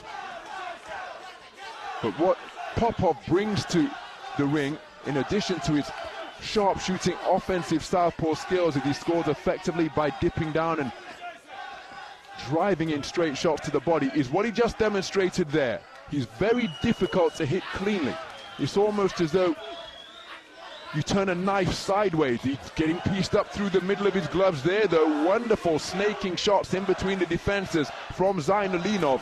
But typically, Popov has the ability to turn his stance like a blade on a knife, and presenting very little to hit out of that southpaw stance. But Zeinulinov measuring the distance well and is aggressive over that front foot. Popov just spinning around the clock face to try and present a different angle. Good right hand to the body from Zeinulinov, and this has been a terrific start from the man in blue. Going in search of his get back is Popov, as he dropped down to the body to shovel in a couple of punches. But Zeinulinov keeping the movement going, whether on the front foot or being forced backwards. And his hands have been really accurate. He's reduced the power on his punches. Good left hand driven into the sternum from Popov, then tried to turn it into an overhand left. On the second one attempted, I think it was the crook of the elbow that caught the man from Kazakhstan. But Zeinulinov continuing to just measure his man with real effectiveness. Both men dropping down with backhands, with left hands to the body. Overhand southpaw left brings a spirited round of applause and encouragement from the Popov fans in the house here. And Popov just stealing a furtive glance to his corner. That's right next to our commentary position. That's a cracking double southpaw left from Popov.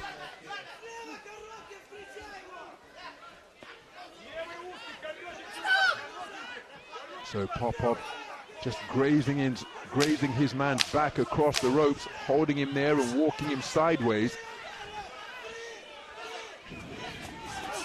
Both men going in search of backhands. First round in the book, and I think that was a very good opening round for Zeinulinov. It was a really entertaining round, that's for absolutely certain. I would agree with you. I think he just locked on really quickly, didn't he? He seemed to find his range early on and just got good rhythm with that 1-2, just popped it off, popped it off, popped it off, and he just kept finding it and finding it. Popov maybe caught a little bit cold, although that's taking a bit away from Zeinulinov, and he kind of ground himself into it a bit. I thought in that final minute towards the end there, he landed some good left hands himself, and that's important, I think, to have that finish to the round for him, just to feel like as he sits on his stool that he was getting himself into it. You look at the scores there, and that's I would say was probably worthy of a 5-0, but let's not split too many hairs. 4-1 in favour of Zeinulinov is a good result for him. But I think Popov has got to try and take the end of that round into the start of this next one, because now this next round is critical for him. So we move into the second round. Ilia Popov conceding the first on a 4-1 split. The manner in which he can present angles and find room for his punches in a blink from mid and long range is a real feature of his work. But in Zeinulinov is finding a boxer who is moving fluidly. That's a cracking southpaw left, just as we described it from Popov, twice in quick succession, snaking out that left hand and getting it back to the on-guard position with terrific velocity, going out and back at the same pace. Same shot attempted once again. This time hip to it is Zeinulinov, and he got his right hand up to defend it. Now he knows he's been touched up, and he goes in search of the backhand against the southpaw, but Popov really producing profitable punches from that backhand. And the cries of Russia, Russia being responded to with a rallying call of Kazakhstan, Kazakhstan. It's a classic IBA boxing rivalry, and two of the best in the business. As a roundhouse left gets through from Popov, partially blocked by the glove. The second one was more potent and precise, and now Popov is really sitting down on his punches and letting his hands go with bad intentions. Approaching the halfway stage of the second round, and it's been a very good response from Popov. And again, what a southpaw left hook. A right hand came over from Zeinulinov, and as quick as a flash, Her counter punch was there, landing almost at the same time as Zeinulinov's shot, which he released first. There's an example of the blistering speed possessed by Popov, and he's had a much better second round, and he seems to be investing in explosive singles here now, and it's proven to be an effective tactic for him. So the float that Zeinulinov established in the first 2 minutes of the opening round just being negated by the blistering speed of counters such as that. That threatened to stray into rabbit punch territory from Popov. Left hand not too far away once again. Zeinulinov being reduced to missing. Oh, that's a sumptuous left hook to the body from Popov, who has picked up the pace of his punches notably here in the second round. It's almost as though it took a rocket from his corner to liven the man up. And as Andy Clark was suggesting in between rounds, was he caught cold in that opening round as he wasn't too far away with a left hand? And look at the manner in which he's growing in confidence, operating with his hands down by his belt line now, trying to present a different launch pad for the punches. Zeinulinov not too far away with a right hand. Sneaky left hook grazed the nose of Popov. Right hand to the body on the bell, and I think that's a magnificent response from the man in red. It really was, and this should now be teed up perfectly for the final round, because it was 4-1 in favour of Zeinulinov in that opening round. Popov should get the majority. It should be 5-0 across the board for him, really, I would think, but you can never be absolutely sure. We'll find out in a second, but he did respond so well, because he started to land a few towards the end of the first round, and it just felt like that might give him something just to hold on to going out for the second round. And I don't think they'd have spared him in the corner, as you mentioned. I think they would have said to him, listen, you're 1 round into a 3-round fight. What is this? Do you want this or do you not want it? And in the second round, he was just a lot sharper, particularly with that left hand. So let's have a look at the scores. And he's got it, but he's got it 3-2. Which means that he is down by 2 points on 2 cards, up by 2 points on 1 card, and the other 2 are level. So as we move into the third and final round, this contest is in the balance, and what a right hand to swivel the head of Zeinulinov from Popov, who edged the second round on a 3-2 split. But it's complete night and day from what he produced in the opening round, where it was Zeinulinov who found his flow and scored consistently, principally behind a 1-2 against the southpaw. Popov was a different man in the second round, building on the strong conclusion to the opening round that he produced. And it was pot shot singles and changing of angles that served him well. So who will be able to seize the initiative here in the third and final round of a contest that is in the balance? 2 scorecards tied at 19 points apiece, one of them favouring Popov 2018, the other 2 favouring the man in blue 2018. Popov had success when he changed his position.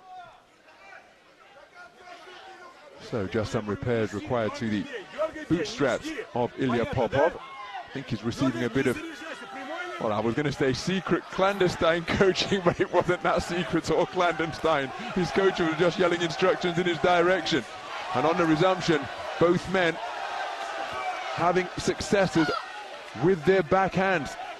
We're approaching the halfway stage of a third and final round that will be decisive in determining the outcome of this one. There's an effective cluster of punches from Zeinulinov. Nice left jab from Zeinulinov. Popov, is he guilty of waiting? He's on the edge of range, looking to close the distance, looking for that right hook out of the southpaw stance, but couldn't quite find a home for it. And Zeinulinov with a flow takes a burst of body shots down to his body. And one of them just brought about a bit of a response. Overhand left is a scoring shot from Popov. Responding with counters of his own is Zeinulinov. And it's a cracking atmosphere here at the Dubai Duty-Free Tennis Centre. And here is a wonderful southpaw right hook on the inside. Seemingly no room with which to uncoil the punch. But that is the dexterity. That's a big backhand on the resumption from Zeinulinov. So both men enjoying right-hand successes of the single shot variety in the previous 20 seconds. A right hook from Seek with seemingly no room to uncoil it from Popov, followed by an overhand right from Zeinulinov, and then it was Popov who had success down to the body. 37 seconds remaining, and a final burst of quality here to impress the judges could well prove to be decisive, as Popov looks to his corner for further instruction once again. Neither man wants to clinch on the inside.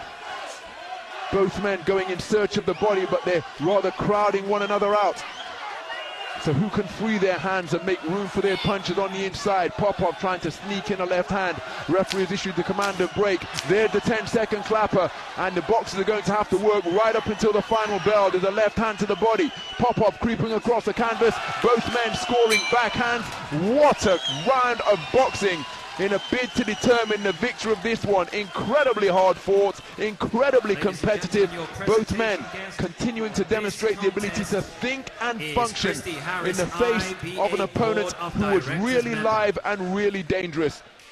My goodness, that was a chess match played at high speed. Now we're going to bout review, which suggests after the scorecards, Andy, that we're going to have a 3-2 score either way. I happen to think that Popov edged the third, but with the distribution of the scores, who knows which way this is going to go. I mean, it's hard to know, isn't it? It's hard to know. You'd imagine there may well have been split scoring in that third and final round. What we know is that nobody's won that round 10-8, so the two cards that Zeinulinov was ahead in, he'll have kept them. The card that Popov was ahead in, he'll have kept them. There were 2 drawn rounds there after 2 rounds, and what I can also tell you is that after 2 rounds, the observer and the evaluator, they both had it drawn as well. Wow. So literally anything could happen here, couldn't it? Ladies and gentlemen, the winner of this contest by a split decision and heading into the finals, in the red corner, Ilia Popov, Russia, the narrowest of Ilia split decision victors over the tournament number 2 seed, Yertugan Zeinulinov. An incredibly hard-fought affair of the highest skill. The explosive speed of the southpaw Ilia Popov, the free-flowing rhythmical boxing of the number 2 seed Yertugan Zeinulinov. He bitterly disappointed. There's a huge contrast in the emotions of the two boxers. Zeinulinov's tournament comes to an end here. It is Popov who progresses through to the gold medal bout. Terrific final round, and just edging it is the man from Russia. I'll just take you through what happened there scores-wise, because with the 5 scoring judges at ringside, it was all down to those 2 drawn cards. Now they got 1 each, and that meant that with the 5 judges ringside, Zeinulinov had it 3-2, which obviously sends it to the bout review. Both of the scores that were added, the observer and the evaluator, they both had it for Popov. So that 3-2 flips to 4-3. You don't see, I mean, it happens. You don't see it that often though, do you? No, we don't see it often, and that's how close it was. Yeah, that's the point I was about to make. Incredibly close between the two. Had it gone the other way, I don't think there could have been too many complaints. I happen to think that Popov edged the final round, but as you say, with the distribution of the scores, that could have been not immaterial, but it might not have been decisive.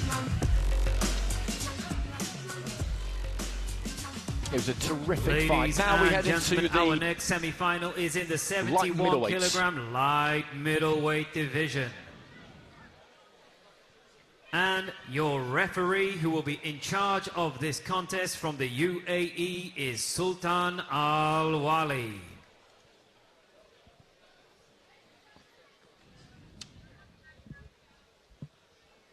Introducing first, coming into the red corner, representing Turkmenistan, BAYRAMDURDY Nurmuhammedov. I've seen lots of Nurmuhammedov in this competition. 23 years old from Ashgabat. He's an experienced fighter, very experienced fighter, and he's won some medals as well. An Asian Games bronze in 2023 being the standout achievement. Boxed in the last World Championships, and was at the World Boxing World Championships as well in September, got to the last 16. Wins against Albert Bakiri, Muslim Maghsoudi. And now, ladies and gentlemen, please welcome his opponent coming into the blue corner, representing Russia, Sergei Koldenkov. Koldenkov, another good young Russian fighter, 21 years old, got past Yashpal of India, who pulled out with an injury. Then the unanimous decision against Jan Urbánez, and then boxed really well yesterday against Thiago Buxanga, a Mozambique, a Paris Olympian. Completely outboxed him and then dropped him right at the very end with a lovely time. Ladies and gentlemen, your judges for this contest come from Kazakhstan, Serbia, Egypt, Palestine and Latvia.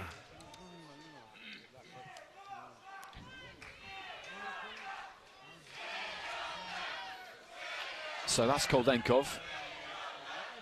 He was terrific yesterday.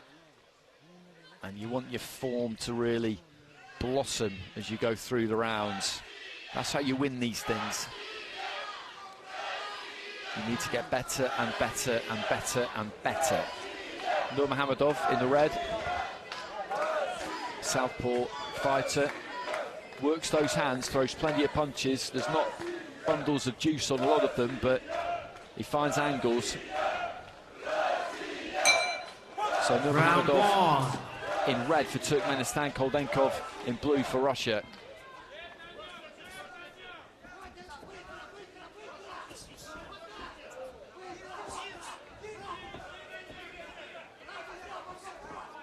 Just looking to try and find the jab there, Koldenkov. He does have the height. Nurmuhammedov is one of these guys who just dips over a bit, looks to kind of swagger his way in, keep those shoulders, that head on the move. You just see him there. He knows that he cannot just walk in straight lines. Someone like Koldenkov with a nice jab, 1-2, will just catch him too easily if he does that. Left hand to the body from Koldenkov. And there's that 1-2, it was caught on the gloves. And again there. But what he did yesterday that worked particularly well was just use that combination. Buxanga didn't really use his own jab.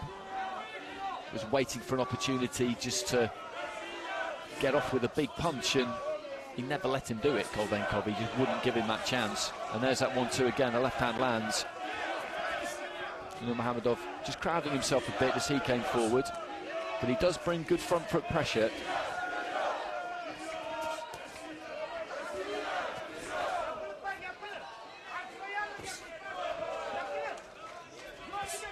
Good use of the lead hand again there from Koldenkov, and again as he just comes out of the corner, chopping down with the left hand that time. Nurmuhammedov trying to let those hands go on the inside.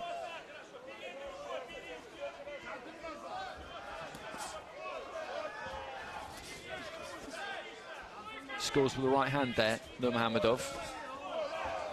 And maybe just getting a little bit closer the last few seconds, but that's good work from Koldenkov.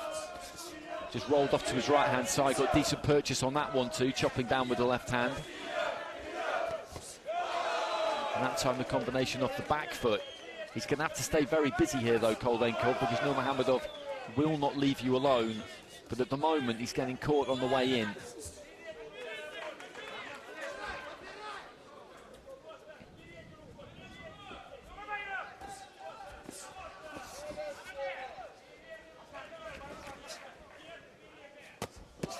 Just driven back to the corner there, Koldenkov, but comes out of the corner and walks his man across the ring. They've got a lot of maturity, these young Russian fighters. I say young, 21 is still pretty young. You've been a senior for a good 2 or 3 seasons, but this is the highest level, and he chops down with that right hand again, and they just look so comfortable in there, the ones that we've seen this week. Left hand to the body.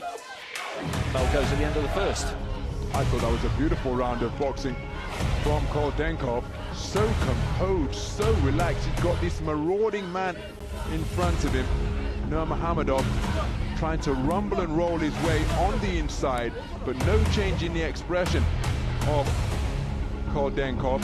Composed under fire, variety on his lead right hand. There was a right hand with inside the 10-second clapper, a jab which he snaked upwards. I mean, that's precisely a passage of what I'm talking about. Making his man miss, making him pay, reversed it, scored, and then evaded without reply.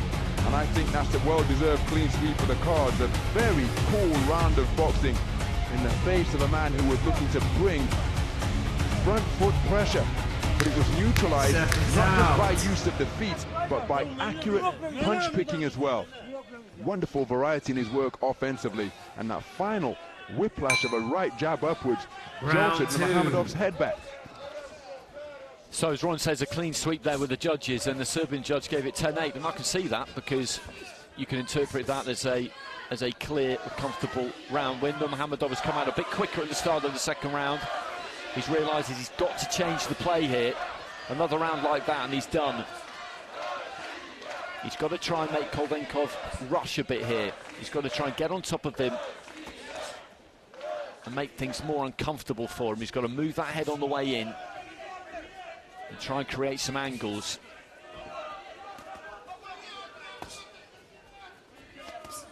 Comes in with the left hand there, Nurmuhammadov. Maybe got slightly too close. And there's the jab, left hand to the body there from Koldenkov. A decent combination again from him. Nurmuhammadov on the inside there again, just trying to rattle off the punches. The right hand got through.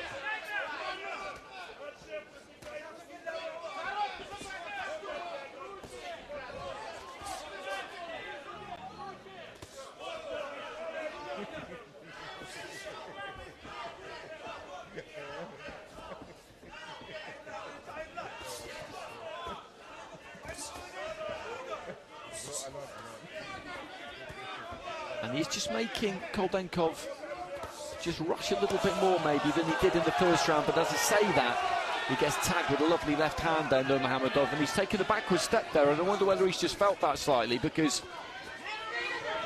he stepped off the first time in the fight there really, and at the minute he's not quite so keen to come forward, which is a little bit of a shift, and maybe we can see Koldenkov now take the centre of the ring and really drive him back, because that would be quite something if he could do that. Big overhand left there from Koldenkov, and Nurmuhammadov is feeling these. I think he's a little bit hurt or buzzed, because all of a sudden he's not rolling in anymore, not quite as, well, not nearly as, not with as much commitment, should I say, as he was before. The jab to the body there from Koldenkov into the final minute, and the young Russian again is just handing it to his man here really. Left hand into the body, and there's that jab, lovely up jab. Jab comes back from Nurmuhammadov.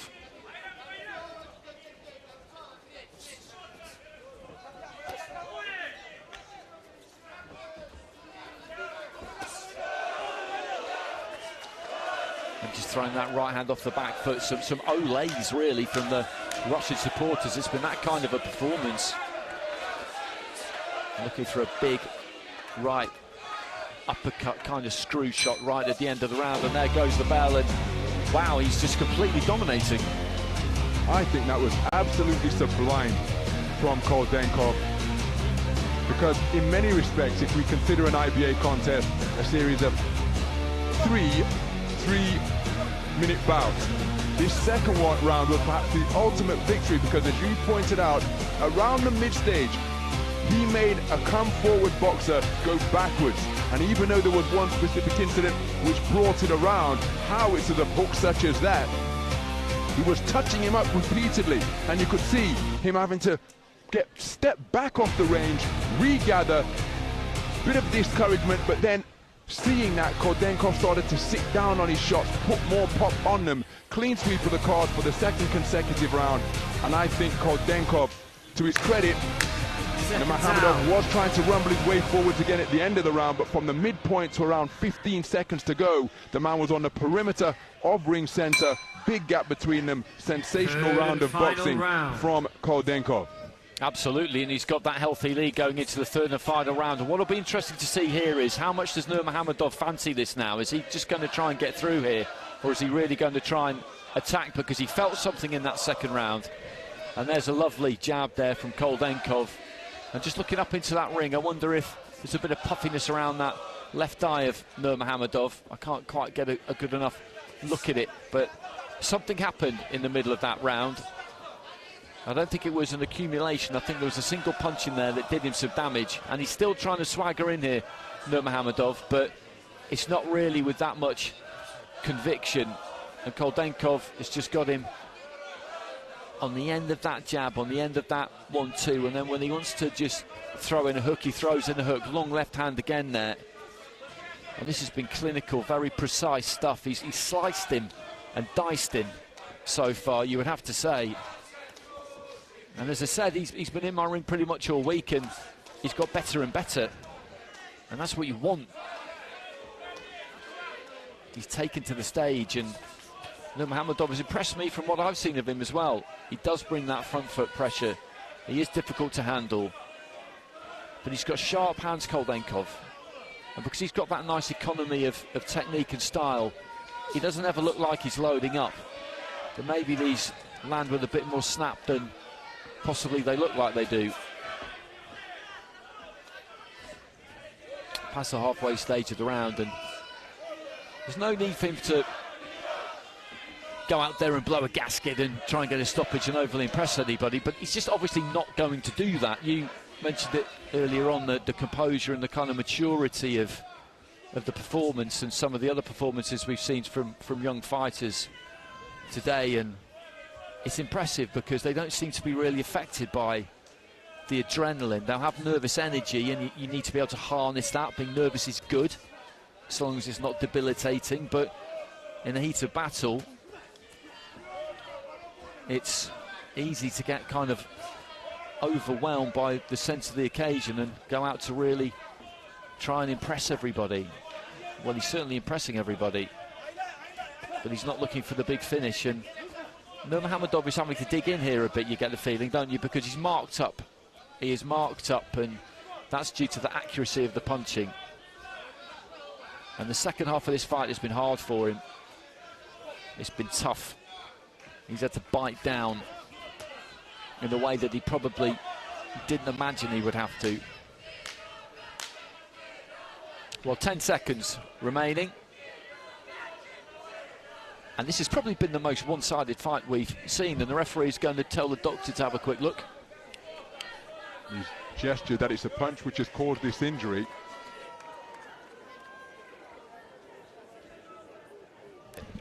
So Koldenkov just checking his eyes. I can tell you that there was a piece of K-tape flapping around the injury which had just been inspected, so maybe it was an old one, Andy. Well, that would make some sense. That would make some sense. The bell goes, and a touch of gloves between the two, and Nurmuhammedov congratulating Koldenkov there, and fellow pro to fellow pro, you can see that he meant it. He appreciated what was a very good performance there, and that's the nature of the beast when you compete at this kind of level. Some days it goes your way, some days it doesn't go your way, and when it doesn't, and somebody's turned in a performance like that, well, it makes it maybe just a little bit easier to take, because there's no sense of what might have been there necessarily. It didn't go his way right from the very first second. It was a very, very dominant performance, that. And it'll be a clean set of cards. Ladies and gentlemen, the winner of this contest by unanimous decision, and heading into our finals, in the blue corner, representing Russia, Sergei Koldenkov. And congratulations to our bronze medalist from Turkmenistan, BAYRAMDURDY Nurmuhammedov.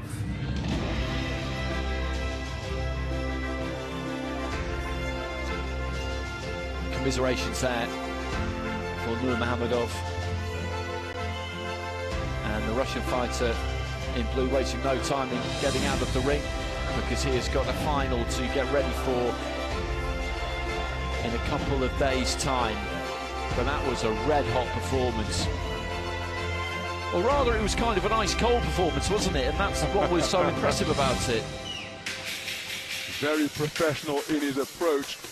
No change in expression, no change in the manner in which he was putting his punches together. There's no discernible backlift, no winding up on the shots, but they were landing, as you pointed out, Andy, with an increasingly resounding thud. And perhaps an old injury just coming back to impair the ability of Nurmuhammedov to compete, but nice to see that respect between the two. Contrasting styles making for a terrific contest, but in the end, it turned out to be something of a showcase performance for Sergei Koldenkov, so he's through to the gold medal bout.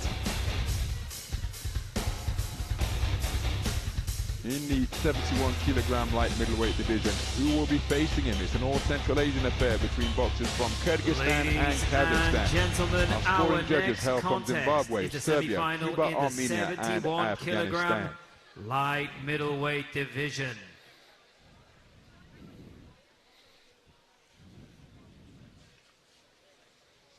Your referee in charge of this contest from Russia is Sergei Zhurkin.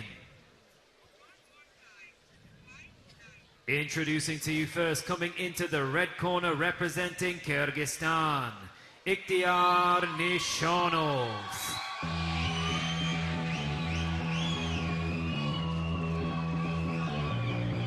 So there is 22-year-old Ikhtiar Nishonov, medalist at various multi-nations events. He competed in the World Boxing World Championships earlier this summer.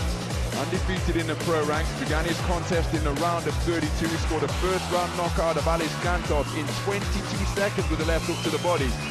And then he beat Witiar Chansam with the best combination I've seen all tournament, Andy. He was a two-shot salvo to the body, a thunderous left hook to the head, and Chansam, who is an adept and competitive performer, wilted down to the canvas. And then in the quarter-final, he beat the undefeated professional Vasily Chebatari of Moldova, the tournament number 3 seed, on a 4-3 split after bout review. But heading to the blue corner is Ablakan Zhussupov, the tournament number 2 seed, a man who has been to this stage at the bronze medal podium on 3 occasions already, at welterweight in 2017, 2019, and in Belgrade, Serbia in 2021. He's competing here up at light middle. 2016 Paris Olympian and the reigning Asian champion. Cuba, Armenia, and so Afghanistan. 2 highly decorated boxers battling for a place in the gold medal bout. There is the figure of Zhussupov, beat Sarkhan Aliyev, the 2021, a previous world medalist in getting a bronze, the tournament number 7 seed, with a comfortable unanimous point decision win.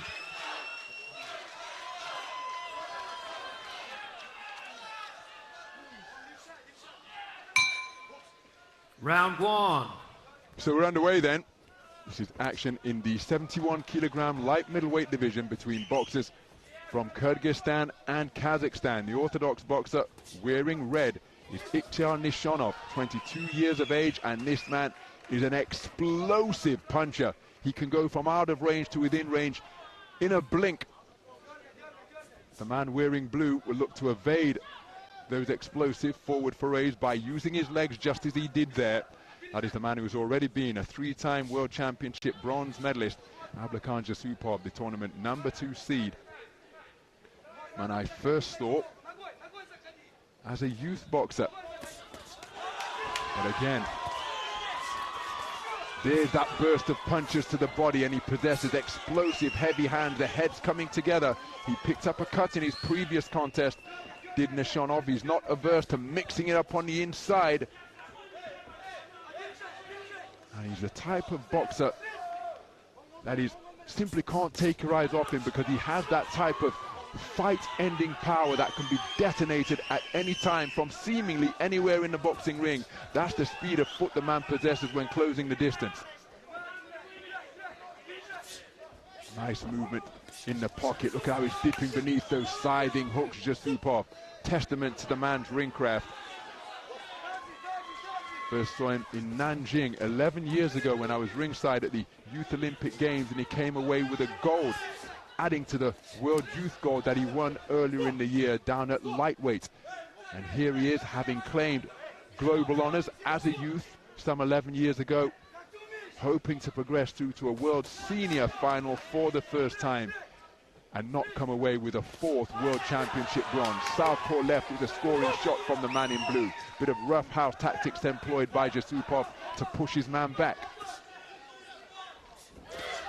He's playing counter-puncher and spinning across the line very effectively, digging down to the body and ending with a right hook to the head is Zhussupov. And the fight-ending single-shot power of Nishonov is being blunted by the ring craft and precise movements in the pocket, augmented by pinpoint precision with punches to both head and body from Zhussupov. There he's making his man miss once again. And there are very few endeavors that are more tiring in the boxing ring than swinging and landing at nothing. And again, look at how Zhussupov was able to spin off the line and end up almost behind Nishonov's back. And again, look at that, leaving the man chasing shadows, almost playing matador up there in the boxing ring. Is Zhussupov dodging, darting left and right. First round in the book, and I thought it was a brilliant one for the man in blue. It was. He looked very, very sharp. And Nishonov is a brave fighter because he really commits to his attacks in a way that not many people do. And yes, it gives him a chance of landing something big because he really gives it absolutely everything. But I just wonder if he is going to walk onto something here, or rather launch himself onto something here and get cleaned out, because Zhussupov looks well capable of it, and he looks like he's in that kind of mood. He wants to make an impression here, I think. And you're talking about going back in the day to the Youth Olympics, and I remember the first time I saw him was at the Asian qualifiers for Rio 2016. I'd never seen him before. He was 19, I think, at that point. And I remember him. He stuck in my mind too. I remember just thinking, wow, like this guy's really going to be good. And of course, he has gone on to be very, very good, but maybe just hasn't had that crowning moment yet. That's what he's seeking to remain in contention for here. Took the first round unanimously. As we move into the second round, and Nishonov seeking to let his hands go, but he just hasn't been able to find a range with any consistency, because Zhussupov, the southpaw wearing blue, is controlling the distance very effectively indeed. Look at how he's able to spin around his man in the pocket once again, and now Nishonov finds himself confined in the corner. This is terrific ring generalship being demonstrated by the tournament #2 seed. There he comes in with a right cross. He's looking to burrow away to the body once again, but took a left cross in between his defenses while he was looking to get to work to the body. And that's the measure of Zhussupov's composure up there in the boxing ring, making his man miss once again. His exhalations audible from our ringside commentary position as he let the two-shot salvo go. Then he's swinging and missing with a right hand over the head. And these will all be taking a toll on his gas tank, trying to work to the body on the inside when the two men came together. Overhand left looked as though Zhussupov was looking to launch the type of finishing shot you just referred to, Andy. He really did push off his back foot with bad intentions, as did Nishonov on that right uppercut, which wasn't too far away. Looking to counter punch once again, and he's got the footwork with which to do it, to step aside and unfurl a check hook and just run his man onto the punch to double up the impact. John again launching that backhand, but easily evaded and negated by Zhussupov because the man's radar is locked in. Southpaw left was a scoring shot from Zhussupov, then changed it to a left cross to the body after his right hook upstairs was short of the mark. And Nishonov is finding himself out of range for the majority of this affair here, and look at that. Poking him with a left cross, keeping the movement going to end up behind his back once more. Proving to be a really frustrating mission, and look at that, a little bit of Billy Joe Saunders against David Lemieux, looking up in the night sky for that shot that was hurled in his direction but wasn't even close to landing, and only provided a cool breeze here on this late winter's night in Dubai. Look, my goodness, this can be really discouraging, but Nishonov has got to keep the belief burning brightly, because he possesses fight-ending power in either fist with a single shot. He's demonstrated it. Oh, that's a check left hook, just as we referred to. Now, the referee, Mr. Sergei Zhurkin, has said that it was a trip, but he tripped over a counter southpaw left hook where he spun off the line, just as you suggested he would, Andy Clark, in the break between rounds 1 and 2. What a masterful round of boxing, and I wouldn't be surprised if we saw some 10-8 verdicts as the bell sounds. I would be very surprised if we don't. It was a punch that started that. He clattered into the ropes, and he would have gone down had they not been there, so really you should have seen the knockout called there. It's going to be fairly immaterial, I would say. And look at Nishonov in his corner, he's got his head bowed, he's sucking in the air, and it's a pretty heartbreaking experience for a fighter, this, to be honest, because everything he tries is not working. Every time he tries anything, he gets punished, he gets hit, he gets hurt. And strangely, he was a bit more circumspect in that second round. He wasn't launching himself in from quite so far out, and I wonder what we'll see from him in this third and final round. So it's 10-9s across the board there, so he's in a very comfortable lead here, Zhussupov. I wouldn't be surprised if we see Nishonov just tuck up and try and get through this. And I think, to be honest with you, that would be quite sensible, because I think only one thing is going to happen if he goes too gung-ho here. Third and final round. So the third round underway.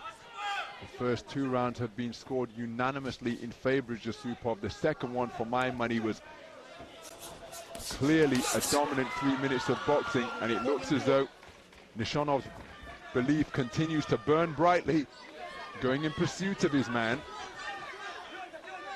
But Zhussupov's movement up in the boxing ring has been something that you could put on a coaching video, because he's dealt with the attempted aggression, not by running, not by losing his composure, but just by stepping off to the side, dipping underneath the incoming fire, just as evidence there.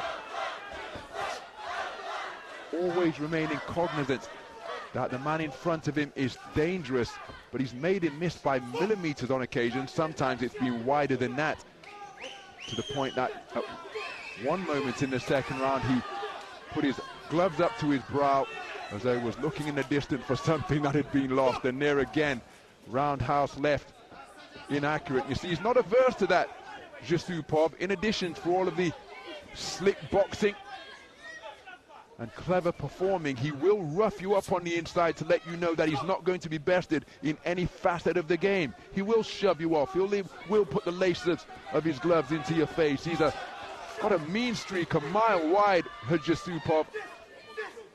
And he's the type of boxer that wants to be the governor in every department of the game. So looking to launch the attack, but Zhussupov just keeping the movement going. There was a good right hand to the body, as getting frustrated now, Nishonov rubbing that head into the face of Zhussupov. Zhussupov will want to ensure that he doesn't pick up a cut. Good left jab by Nishonov, twice in quick succession, and should he have been advised to use that shot more to try and set up his vaunted power, because he was launching home run swings just like that without setting it up with the lead left stick. But when he used that lead left hand on a couple of occasions in this round, not close enough together to be a double jab, but they were two fast, snappy single jabs in pretty close order, and he found a home for them. But again, you see, lead left hook, and the man is nowhere to be seen, and you can see how frustrating an experience this is now for Nishonov, because Zhussupov simply will not stay still, and you can't catch him cleanly. Flexing that neck and getting the head in there a little bit, just to feel some contact as Zhussupov turns the tables, roughs his man up over the ropes as the 10-second clapper sounds. Cracks a right jab into his face as if to say, hold that. This has been a beautiful display of boxing, sticking and moving, from Ablakan Zhussupov to take him through to the final. Fantastic.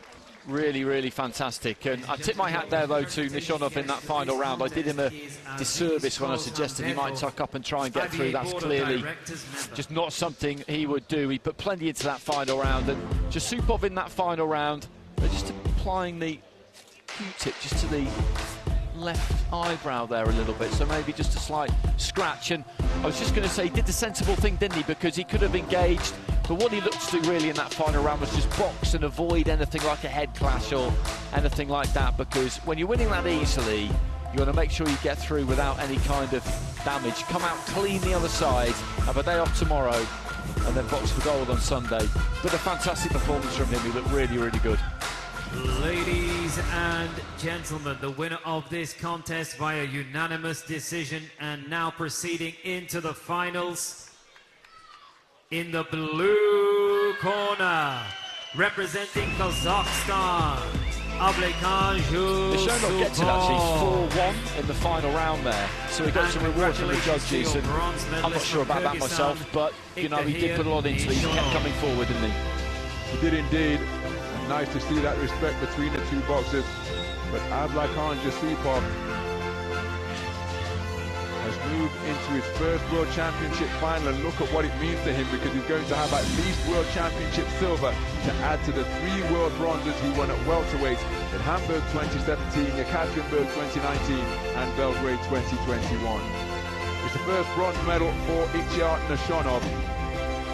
Well, you can see as so many of the bronze medalists are here, it's initial bitter disappointment, because entering the boxing ring, they're 9 minutes potentially, or as Deontay Wilder likes saying, 1 second away from progressing through to the final. But instead, he comes away with a bronze, and I hope he will look back on that with immense pride as he continues to accumulate accomplishment and experience in his IBA 3-round boxing career. And next up we will head into the light heavyweight division. Deontay Wilder's here actually. Yes, he is, yes. He was in a lounge between sessions, and I kind of didn't notice him at first because he is just impossibly slim. It's the maddest thing about sport, isn't it? You look at somebody and just think, you just look like a normal person. He's really tall, but you look like a normal person. He is, however, far from that. And to be fair to him, his back is like a cobra, isn't it? It really is. It really Tiny is. waist, massive shoulders, though he's been working in a blacksmith foundry all his life. Some of the action from that round, where I think that's an old cut that has just been irritated a little bit, but a really spirited performance and a terrific tournament for Nishonov. But it's Zhussupov who will go through to contest gold against Sergei Koldenkov of Russia, the number 5 seed, facing off against the number 2 seed in the final today after tomorrow. Our next semi-final is in the 80-kilogram light heavyweight division. Your referee in charge of this contest from Bosnia and Herzegovina is Tina Politan.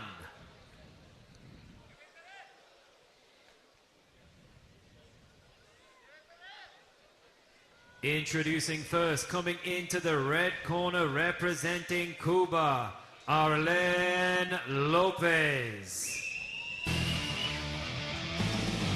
Well, what a fight this could be. Arlen Lopez up against Javakir Umataliev of Uzbekistan. Lopez, the Cuban, of course, the legendary Cuban, 2-time Olympic champion, 3-time Pan American champion, continental champion, a world champion in 2015, just the one, which is maybe a bit surprising given how good he is. A 2-time WSB winner. Him and La Cruz and others boxed so many bouts in WSB. And he got through 4-3 against Nekruselimov in his last fight. Corner representing Uzbekistan, Javakir Umataliev. And his experience against youth, it's the same kind of bout actually that his teammate Julio La Cruz experienced yesterday. Javakir Umataliev of Uzbekistan, 20 years old, really emerged over the course of the last year. Asian champion in 2024, world boxing world champion from Liverpool in 2025, and he's been impressive. Wins against Fanchet of Seychelles, Dulieper of Haiti, Bekshigit Ulu of Kyrgyzstan, and Arjom of Serbia. Watching the Cruz, Lopez rather, Ladies and I do gentlemen, your maybe judges for this wonder contest come where from his fitness Serbia, levels are at. Kyrgyzstan, Italy, Algeria, and if he's pushed Colombia. really hard for the 3 rounds, if that could be a little bit of a problem. He's got all the residual fitness and muscle memory anybody could possibly want, but it has at times looked a little bit like he's been plotting his way through, so that could be something to have a little think about. That's Umataliev in the blue on the right, Lopez in the red on the left, up at light heavy now, has been for a while, started at middleweight. So here we go. And he starts out of the southpaw stance here, Lopez. Umataliev is a southpaw, he's got that big wingspan on him, the Uzbek.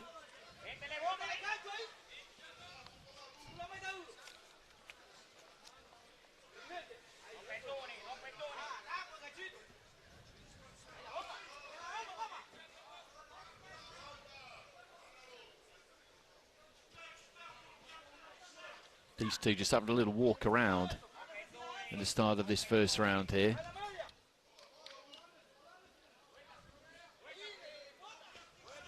Jab to the body there from Batlaev, did land. Lopez just gets on top of him, ties him up a little bit, has a word with the referee about copping one round the side of the head.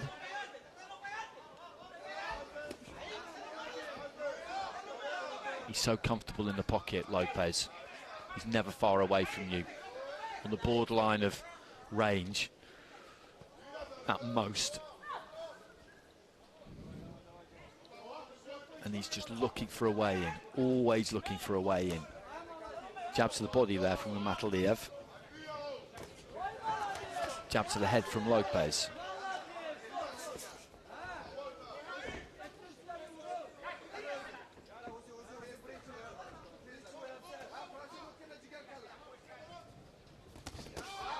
Hook from Lopez, maybe just about got through, clipped the top of the head. And again leads off with it. Left hand was maybe a little bit low there from Batlaev, around about the hip. On the blind side of the referee, I think. Right hand to the body there from Lopez. Left to the body from Batlaev, who's just a little bit busier on the inside there. Again, just looks to try and finish with a left to the body. Lopez likes it at this kind of range. He likes to lean on. He'll just try and sap you a bit. Left down the middle from Batlaev. I think that was blocked, but there was a very short little uppercut on the inside, which may have landed into the final minute.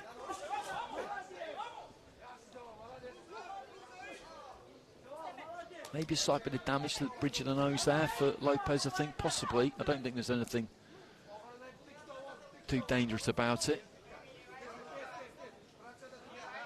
Kind of staccato fight this at the minute. Isn't really flowing. But you get the feeling that Lopez maybe doesn't really want it to, the style that he's going about things. And this is how he's boxed in the tournament up until this point. Left hand into the body again there from Batlaev, and that's kind of what's made me wonder about where he's at with his out and out fitness. Right hand there from Lopez. It's like he wants to keep the pace slow, but Batlaev has handled that quite well, I thought, in that first round.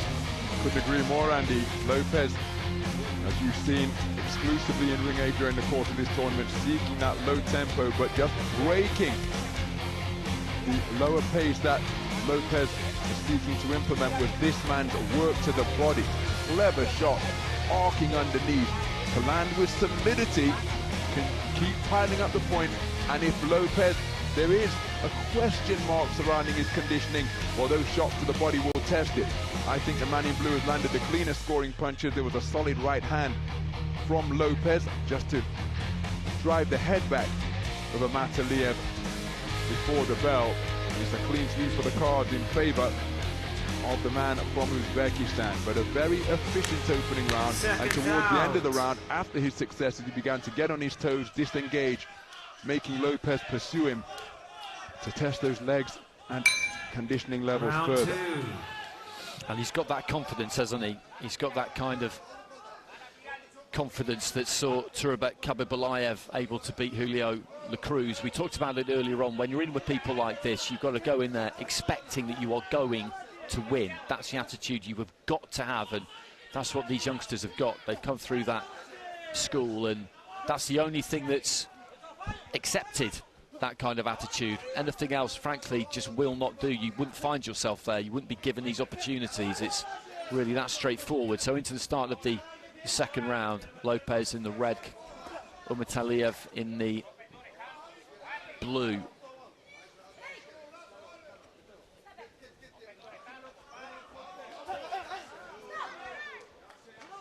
Batlaev there, just happy enough to throw the combination, end up on Lopez's shoulder and grab hold of him. Whether you do it pretty, whether you do it ugly, it doesn't matter. Semi-finals are there to be won. Left hand into the body again there. Little uppercut on the inside, just about the scoring punch, I think. And Lopez hasn't really got any room to work up close. That's the problem that he's got. Although looks for a right hand to the body, but I think that was blocked by the forearm, the elbow of Batlaev. who's just finding just fractions to try and get some shots away. Left hand into the body there. Left hand counter from Batlaev as Lopez looked for a right hand just past the midway stage of the round. This second round absolutely crucial, and Batlaev, he's just running down the clock there basically. I think he's ahead in this round at the minute because, like the first round, there's not been many scoring punches, but most of the ones that there have been have come from him. This isn't working for Olin Lopez. This is not working, and he will know that. I wonder what he'll try and do in this final minute of the round. Right hand into the body.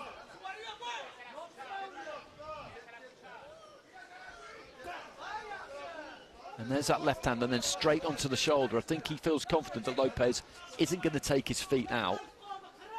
So he can throw that single, go straight onto the shoulder, and it's a shot to nothing because it's very difficult to counter.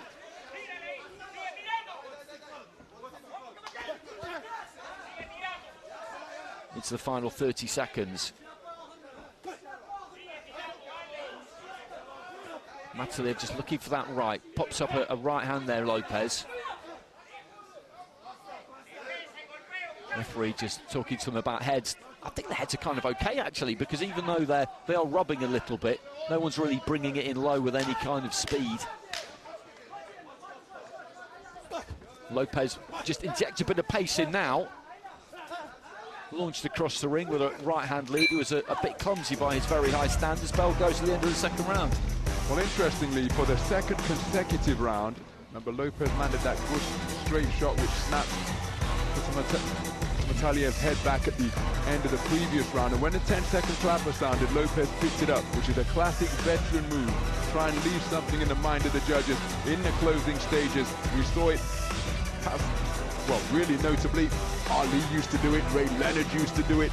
Lopez looking to use that same tactic here, but prior to that, I think it's the pot shot successes of Batlaev that will have seen him take that second round. The punch output from Lopez very low indeed, and when Batlaev disengages, he doesn't seem to have the wherewithal or the foot speed to go with him. A clean sweep of the cards for the second consecutive round in favor of Batlaev. Lopez, well, he's got to go for it here or not, because he needs a massive final round, trailing 20 points to 18 for all 5 of the judges.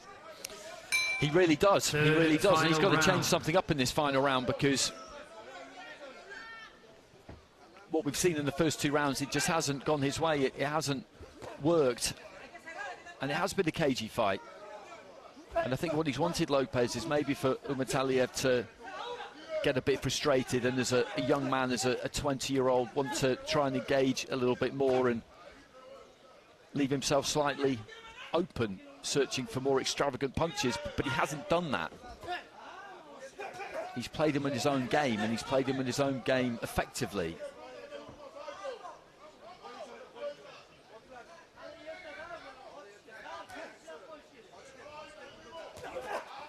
Lopez just stepping in a little bit more there, and the feet with slightly more urgency as he tries to walk Batlaev down.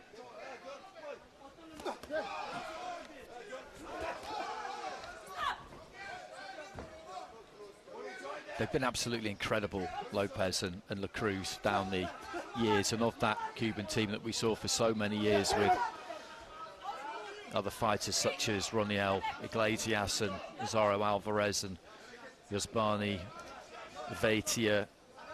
They're the last men standing, really.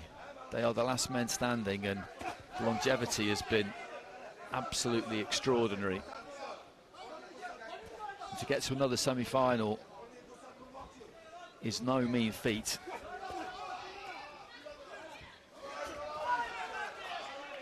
Single left hand there from Batlaev.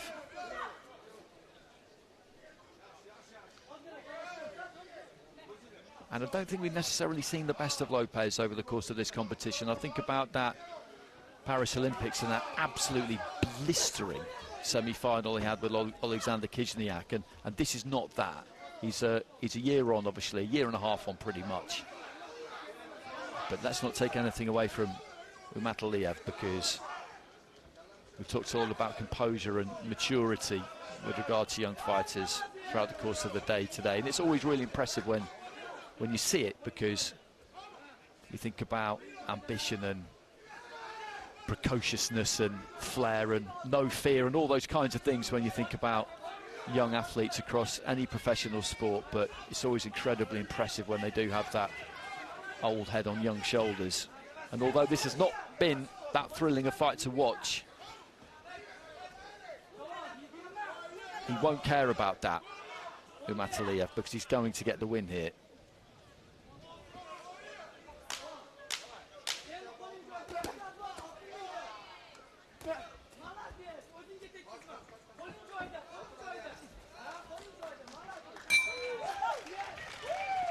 Well, the bell sounds with Batlaev literally legging it away from trouble because he knew that he had built up the necessary endurance over the course of the 3 3-minute rounds, and that is why it's all smiles in that blue corner. It absolutely is. It absolutely is. He has 2-point leads with all 5 judges going into that final round, and it's possible that Lopez, who got on the front foot a little bit more, might have won that one, but there's no way he's won them 10-8, so really it's going to be a win for Batlaev, and he's going to go through to the final, a second World Championship final in a matter of months, having won in Liverpool. Good to see so many fighters here who were also in that competition. And again, by having been crowned a world champion already, it's a really significant moment in the career of an athlete in general, and a boxer in particular. Ladies and pick up that point the in a winner moment of this contest via unanimous decision and going into the finals in the blue corner, representing Uzbekistan, Jabokir Batlaev. Batlaev knew, and wonderful to see that respect. Are we witnessing a passing of the torch here? Arlen Lopez was being such a figurehead at middleweight and light heavyweight for so long. Magnificent servant of the sport, always a joy to behold. The Cuban maestro bowing to all sides of the Dubai duty-free tennis center here, receiving another global medal, a bronze to add to the one that he won in Paris last year at the Olympic Games. But the 2-time Olympic champion and 2015 world champion respectfully embracing the man who just got the better of him. But to your point about Batlaev winning that boxing world championship gold in Liverpool, that's a really significant moment, because when you're a boxer as talented as all these guys are, you walk in the gym, you start doing your thing, you're going to be a champion, you're going to be a champion, you're going to be a champion. When you actually do it, what it must do for one's confidence and depth of belief, well, it's probably immeasurable.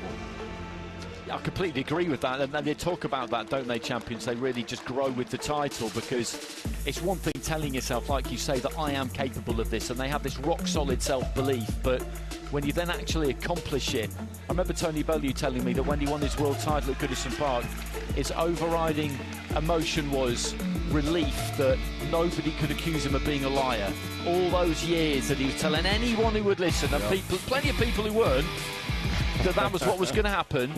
He'd done it then, and whatever happened, nobody could tell him that he'd been a liar. He used a different word, actually, which I won't repeat on here, but that's what it is. That's what it is. And some of the performances you see when people go on and win titles, they just get better and better and better, particularly in this kind of code, because the competitions come thick and fast. In pro boxing, sometimes people scale the mountain, and then they find they've got no motivation left, but that's generally not the case with this, is it?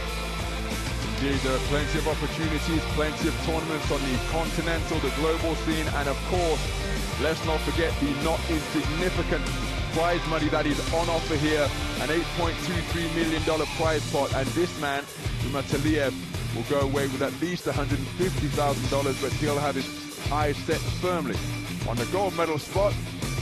That somersault celebration, testament to how much energy he had left in his legs after that unanimous point decision victor over the iconic figure of Arlen Lopez.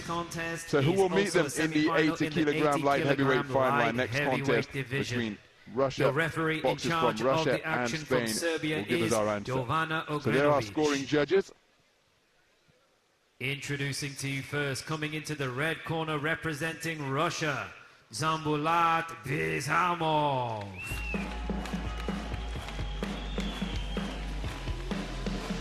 So there is Zambulat Bizhamov, the tournament number 3 seed, the 2021 World Championship silver medalist at 75 kilograms, continental silver 3 years later in Belgrade. Got his tournament underway in the round of 32, beating Tabita Malupo of Tonga inside the distance. At the quarter-final stage, he beat Kenya's and now, ladies Robert and gentlemen, Akaka. please welcome his opponent representing Spain and coming into the blue corner, Ghazi Magomed Gafurov Jalidov. Into the blue corner is Ghazi Magomed Jalidov, the tournament number 2 seed, the World Championship bronze medalist in this division from Tashkent 2 years ago, an Olympic quarter-finalist in Tokyo where he was stopped inside the distance by the heavy-handed Imam Katayev with a bunch of devastating shots. At the quarter-final stage here, he beat Artush Hovhannisyan on a unanimous point decision verdict. This contest come from Kyrgyzstan, Tunisia, And Romania, this to be a Turkmenistan really and intriguing Croatia. contest between 2 skillful boxers.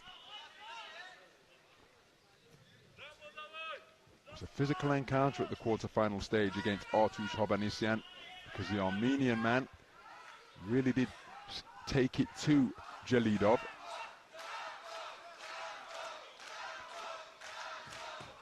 And so who will be going through to contest World Championship gold against the Batlaev of Uzbekistan? This is the semi-final that will determine the outcome of the second finalist. It's a contest between boxers from Russia and Spain, an all-orthodox affair between 2 tall, highly skilled, highly accomplished light heavyweight boxers. The man wearing red, who just dropped down with a jab to the body,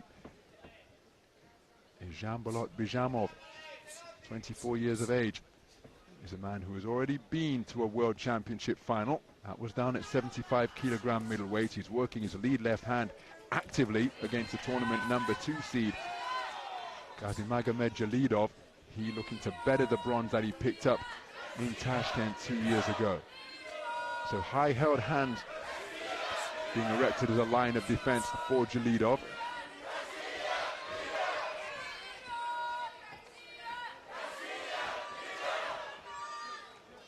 Jalidov just seeking to creep forwards atop the canvas, but darting around the ring and shooting out a rapid-fire left jab is Bizhamov.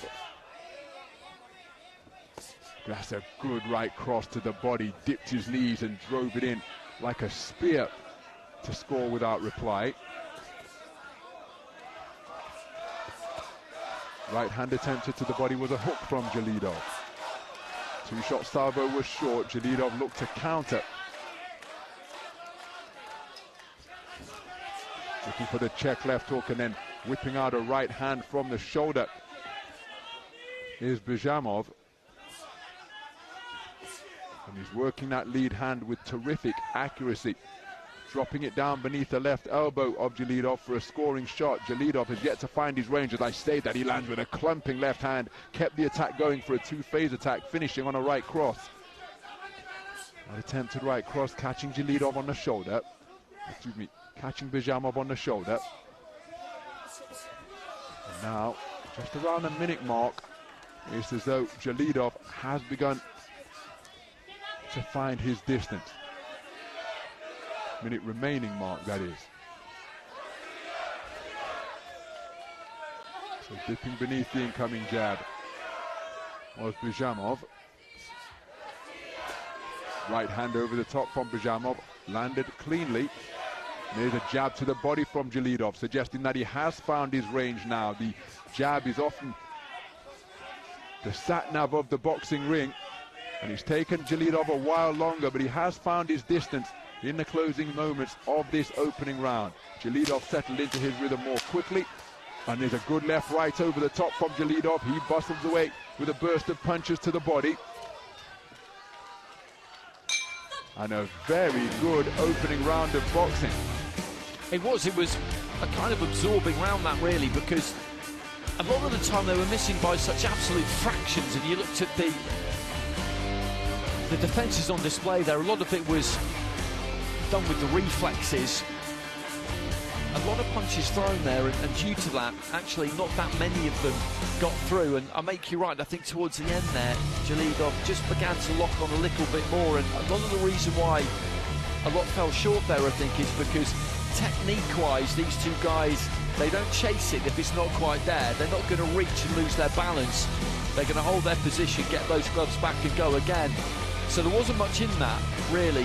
Nishonov towards the end of the round did land 2 or 3 good shots himself, and in a round where so little really is landed, it's... Seconds out. I wouldn't like to say, to be honest with you, what the judges will necessarily do with that. We'll get a look at it in a second. I might just favour blue, but I can see red. Round 2. It was a very active start to the opening round from Jelidov, who was born in Dagestan, remember, from Byzhamov. But the man in blue was born in Dagestan, relocating with his family to Spain. But the active start to the first round by Byzhamov was based principally off his straight punches, darting jab, stiff crosses to the body.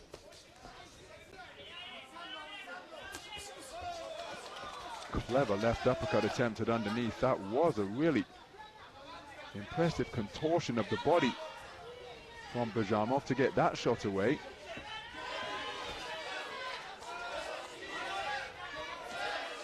And again, both of these men, light heavyweight boxers in the 80-kilogram division, but their statures are so different. The manner in which they move is so different. And attempted counter not too far away. And then a 2-shot salvo downstairs to the body from Byzhamov. But again, it's one of the wonderful things about this beautiful sport of boxing. It's a weight-governed sport. So both boxers are going to be within a range to compete against one another, but the different statures, the different personalities, the different approaches and psychological mindsets mean that this sport, check left hook is a scoring shot, celebrated with a shimmy of the feet from Byzhamov. Back comes Jelidov with a 2-shot salvo. But that is why there is such infinite variety within a pretty strict set of rules. That is why it's the granddaddy of so many sports. Rules haven't changed, the equipment is very similar. It's a roped arena, you go against somebody your own size. You've got straights, hooks, crosses and uppercuts. And those are the punches, and within those confines, boxers stir up all manner of concoctions. We're seeing contrasting approaches here. Solid left, right landed to end that exchange with a final word for Jelidov, but coming back is Byzhamov with that whipping left jab once again. He goes for a right cross, it was countered by 2 shots to the body from Jelidov. Accurate punch picking while seemingly pinned against the ropes from Byzhamov. So Jelidov is certainly in the round, but the punch, that's a solid jab. But it's in many respects, with no shade thrown at Byzhamov, it's almost fundamentals against flash, because Jelidov is very correct, the 1-2, whereas the shots of Byzhamov come with something of a flourish, the type of shots that can make you say, ooh, when you see them land. Daredevil jabs coming from the kneecap and the belt line. Intriguing contrast, the second round in the book. It is, and in terms of who landed what, that second round wasn't wildly different to the first round, but it's just got that look about it, that vibe about it almost, because of the way Byzhamov goes about it. He looks like he's in charge. He looks like he's in control. He's got that kind of poise and arrogance of the boss, basically. And what you're looking for, as we said earlier in the day, is you're looking for scoring punches. There weren't too many of them, I didn't think, from either fighter. I thought exactly the same thing in the first round, and when there aren't, judges do look for other things. They look for that ring craft, they look for the defensive skills, they look for maybe who brings it a little bit more. Denis Lebedev's had a great old time of it up in the stands the last few days, and Byzhamov got that first round, and I feel like he's probably going to get the second on the same kind of basis, and the scores just came up there, and he's got a 2-point lead with 5 judges, and I think he summed it up nicely. And yeah, there's no better way to put it. He's a lot more than just some flash Byzhamov, obviously, and that's not what you were saying, but that is, I think, what has played a part in him winning those 2 rounds. So Gazimagomedjalidov has got to do something drastic and different in this third and final round, because he's conceded the first two unanimously. They've been very competitive. Point-scoring punches have been at something of a premium. He's been in the rounds, but clearly for the judges, he's not been doing enough to win the rounds, and that is why he's trying to pick up the pace here. Coming forward behind a jab and cross, waiting for him in the corner before skitting out to his left and snapping out a jab, which he's then just extended to the body, is Byzhamov. And again, at this type of distance and at this type of tempo, Byzhamov just managing the clock here. But remember, we are in the 80-kilogram division. Big boys up there in the boxing ring, capable of ending the contest with a single shot once you start getting up around this weight class. So Byzhamov just changing his feet, walking forward to briefly operate as a left-handed boxer, leading with the right leg, bobbing and weaving after attempting a two-shot combo to the body was Jalidov. Crossed arm guard being attempted now, and utilized very effectively by Byzhamov, as he was able to swivel at the waist to avoid the incoming fire. Snakes out a right cross which finds the target. And the man in blue, the onus is on him to try and do something different, as the physical chess match, the fistic game of Tom and Jerry continues atop the canvas of the boxing ring. And there's been no appreciable increase in the tempo. It's very intense, the concentration levels absolute, and this daredevil approach that Byzhamov has, which sees him leaning back and weaving away from punches and then just cuffing his man with shots from around the belt line. It's an intoxicating style to watch, because it's almost as though you're observing a high wire act. Jalidov, as he gets hit with a four-piece combination in between his high-held hands, nothing on the punches, but there's enough force to render them as point-scoring shots. And Jalidov, well, he's got to be careful he doesn't just follow his man around the ring here, because again, he's running out of time in which to land the finishing shot. Now he needs a one-shot KO. There was a solid shot to the body, but this has been a masterful performance for my money from Dzhanbulat Byzhamov, because he has really lowered the tempo to his own pace and controlled that one very effectively indeed. Ladies and gentlemen, your he did, he absolutely did, and we got our first look at him, didn't we, in Serbia 4 years ago, and he was in my ring and I was raving about him all the way up to the final, and he did manage to win that final against Yoenis Hernandez, I think it was, of Cuba, if my memory serves me correctly. But 4 years on, he's up in weight and he is a formidable operator, because he can punch. He can punch hard when he wants to, but with that performance, he chose to use his defensive skills really to dominate the fight and control proceedings, and it was impressive to watch. Gentlemen, the winner of this contest by a unanimous decision, and now heading into the finals. In the red corner, representing Russia, Dzhanbulat Byzhamov. He's a popular winner and the tournament #3 seed. Dzhanbulat Byzhamov goes through to contest his second World Championship final. It's the second consecutive World Championship bronze for Gazimagomedjalidov, testament to his standing as one of the very best boxers in the world. Outstanding accomplishment once again, but against Dzhanbulat Byzhamov, as he's receiving a hard-won prize of that beautiful bronze medal and a check for $750,000. Excuse me, $75,000. I've added a zero. That would have been something. And the $8.23 million prize pot would have gone a lot less far. But it's $75,000 US for Gazimagomedjalidov as he exits the tournament, exits the boxing ring. And it's a good job being done by him and his team to return him to the podium for the second straight games. Absolutely.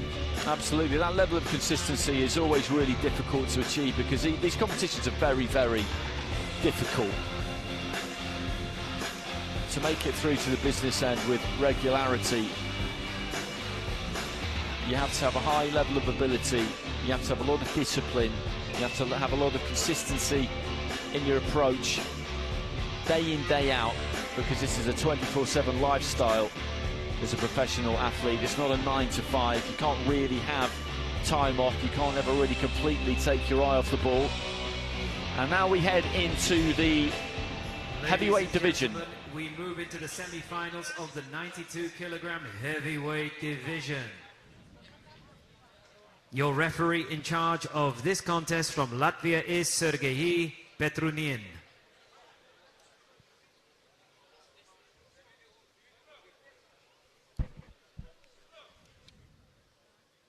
Introducing first, coming into the red corner, representing Azerbaijan, Lauren Berto Alfonso Dominguez. Well, Lauren Alfonso is a much decorated athlete. I'll give you some highlights. He got a bronze at the World Boxing World Championships this year. Last year at the Olympics, he got a silver medal. Same year, he got a bronze in the Europeans. 2023, a World Championship silver. 2 years before that, in Belgrade, a gold at the Tokyo Olympics, a bronze. And he's going to get a medal again now, here, at least the bronze. Produced a sensational one-punch knockout against Agustin Veron in one of his previous fights. Blue corner, Turabek Khabibulaev.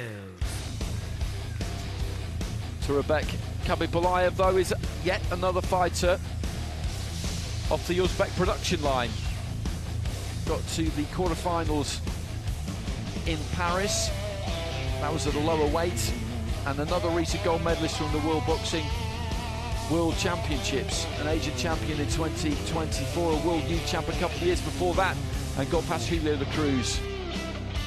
Ladies and gentlemen, in his your previous judges fight. for this contest come from China, Tajikistan, Morocco, Spain and Moldova.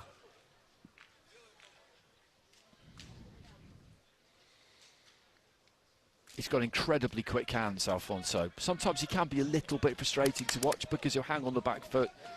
He'll go back to the ropes. He'll kind of feel that bottom rope on the back of his calf, and he's comfortable there. And he's just waiting for his opponent to commit, backing that hand speed. And I sometimes wonder, at what point is somebody just going to refuse to commit, going to refuse to lead off first, and going to try and make him do it? Because we'd have one of those situations where the referee would just be standing there insisting that they both try and fight, but maybe somebody will try it. Well, remember, the Olympic Games was precisely like that against Julio Cesar La Cruz. That's exactly right, actually. I'd forgotten about that. And that takes some nerve. It takes some nerve to do that. But that is what he wants you to do. He wants you to play his game, and that's what a lot of these fighters, these top fighters, are so good at doing. They have that kind of Jedi mind trick they can exercise over their opponent, where before you know it, you're doing the thing that you told yourself you wouldn't do. Khabibulaev in the blue, Southport.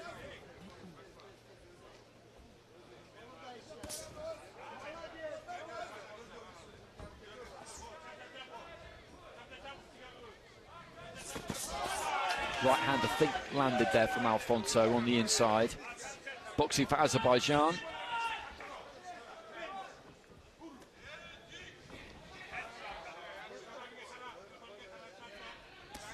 But from Cuba.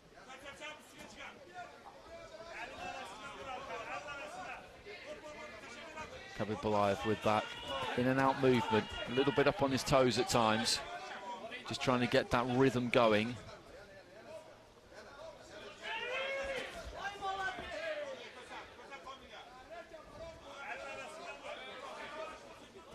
Alfonso again there, he just feels that bottom rope on the back of that calf, and that's almost where he wants to be. He's then waiting for you to make some kind of move. There he is, just inching back, steps in there. Left hand came through from Khabibulaev. I don't think it landed. I don't think Alfonso did either, even though he claimed one. Looks to go to the body there, Alfonso. Again, that didn't find the target. For the 1-2 there, Alfonso. Both of those punches got strangled by Batlaev, but you can make a case that maybe they half landed. The hook, the lead hook there from Alfonso. Again, from ringside, just a little bit difficult to pick up whether that actually found the target. And it's been that kind of round so far as we head into the final minute of it. The hand speed is quick from these two, so it's not always that easy to see what gets through and what doesn't. I think Alfonso maybe did get through there. Batlaev trying to find the combination to the body.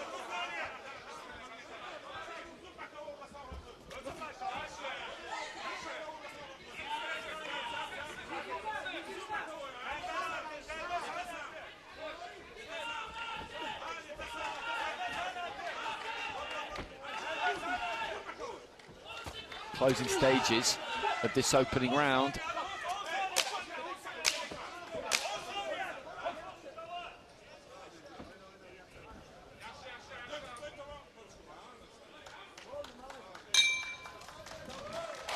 Well, the opening round in the book, very little happening in many respects, a typical display from Laurenberto Alfonso Dominguez. But seeing as this man has been exclusively in your ring, Andy, question: what is with the mismatched boxing boots? That's something high jumpers sometimes do. One spike, one sneaker.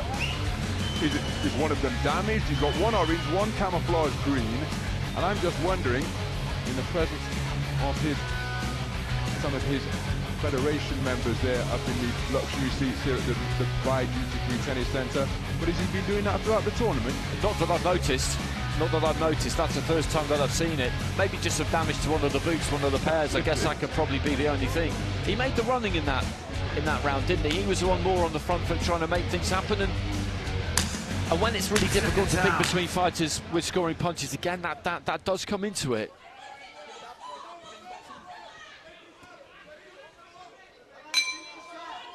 And he likes to hang on that back foot, Alfonso. We know that, we've said that. But if you lose the first round, if you drop the first round, and he has actually dropped that first round, the scores have come through, then that means that he has to go about things differently, which he looks like he is doing here. He's onto the front foot there, looking to try and land that right hand. So he's looking to be more positive now, walking his man down, right hand into the body, looking to let his hands go. It isn't that he can't do this, it's just that his preferred go-to is to try and get you to go first, trusting that hand speed, and there's a good combination there from Alfonso. And this is all of a sudden, immediately, a much better fight. Batlaev trying to pour that 1-2 into the chest, chin area, anywhere he can find a home for it.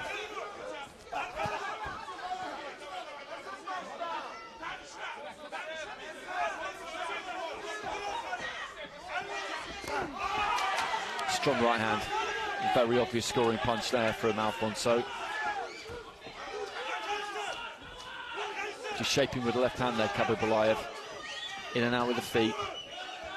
Alfonso comes in with the right hand, but just closed his own space down a bit as we hit the midway stage of round two. The Azeri corner just urging him forwards here.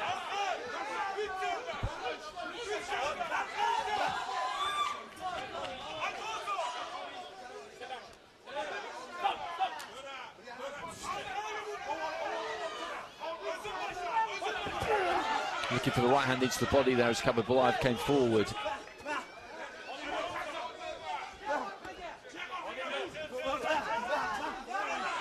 Batlaev throwing the 1-2 as he just shrugged his man off there. Alfonso attempting the right hand on the turn and then the left, but both of them just slid over the head there of his Uzbek opponents.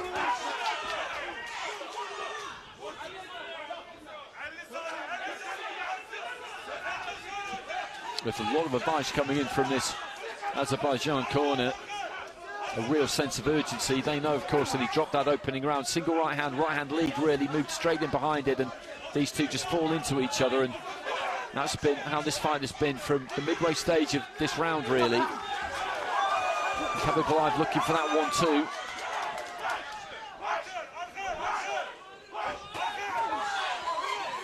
Trying to sling the left hand over the top.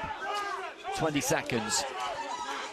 And the scores for this second round absolutely critical. He needs this, Alfonso, to stay alive, really.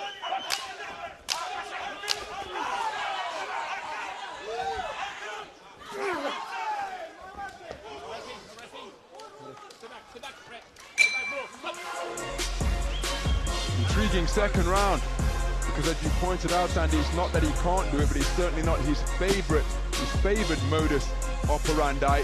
And in doing so, look at the energy levels he's expended. When he catapulted off the ropes with about 20 seconds left in the round, and he drove in a good right hand to the body as a result, that luminous yellow gum shield was visible because he was really sucking in oxygen. Put an awful lot into that round. In a bid to try and turn it around, he scored effectively to the body. This right here, there's the right hand to the body. And when you looked at his expression after that, he was really sucking in the air. So he's given a lot. You see him playing with his mouthpiece, trying to take that oxygen in. Has it been enough to get himself a share of the round? I hope his body punching is rewarded, because he was the more active boxer at the start of the 3 minutes, but the second round in the book, and he's conceded it unanimously. He's got a mountain to climb now. He really does, because he's 2 points down on all 5 of the judges' scorecards, so he needs 10-8 to give himself any kind of a shot here, which is a big ask against an opponent of this quality.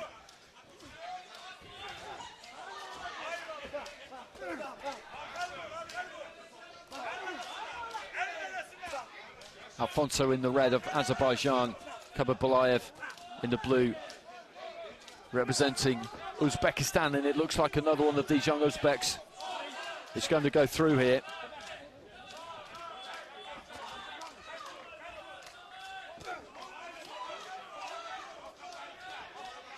And the semi-finals today have been engrossing, but we haven't had too many fights that have really caught fire. But at this level, where people are well matched and the skill level is where it is, the chances of getting a contest where people just throw caution to the wind and go for broke, it just doesn't happen all that often. We've still got the super heavyweights to come though, so you can never rule it out there, that's for sure. Left hand into the body there from Batlaev.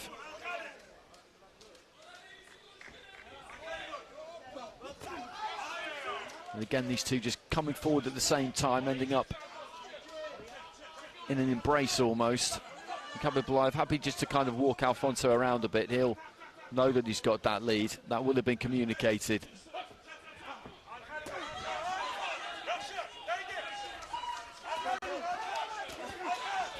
Trying to find the uppercut there, Alfonso. It was just blocked by Batlaev.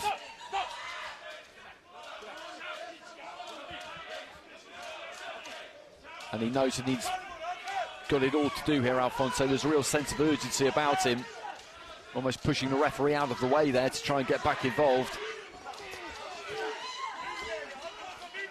He's got to land something big here to try and turn this around into the final minute.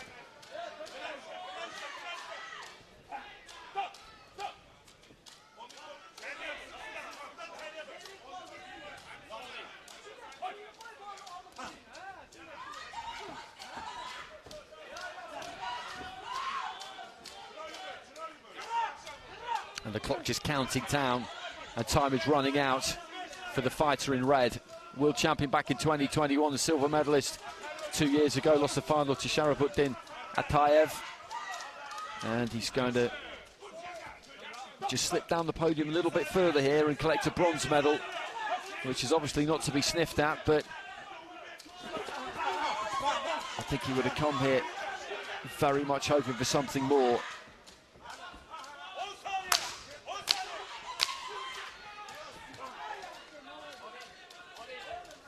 And just a grimace on his face there. The final bell is approaching. It's about to go anytime soon.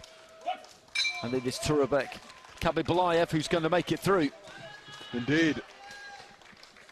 And it's the manner in which this man, ladies and gentlemen, your former world champion for this contest is Mr. Shahid Talibboyev, Secretary General Alfonso of Dominguez, the way he approaches his craft, that first round is like a game of high-stakes poker. Because if he gets it, it just brings the opponent into his type of contest, because they've got to pursue him. But if it goes against him, and he's got to go against his instincts, his energy levels, everything to try and pursue the contest, Well, you can see how much he gave in pursuit of victory. Really did feel the pace in the closing stages of that final round, so you cannot fault the man's effort.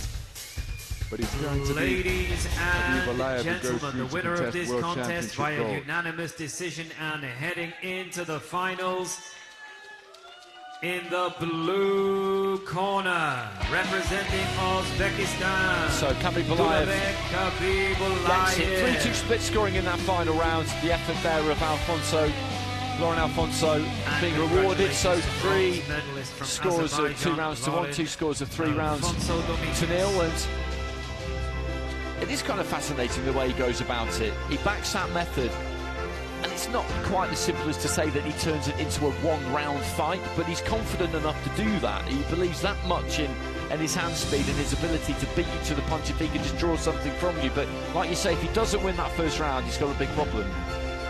And by receiving that bronze medal and a check for $75,000, he's now got a complete set of World Championship boxing medals. The gold from Belgrade, the silver from 2 years ago in Tashkent, and now bronze from Dubai 2025. He came here looking for a return to the final.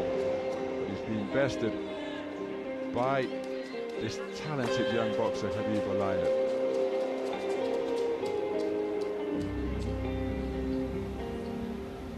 And he will be doing battle with either Emmanuel Reyes-Pla, another Cuban, now not boxing in Cuba. He's representing Spain, or Muslim Nurmuhammedov of Russia.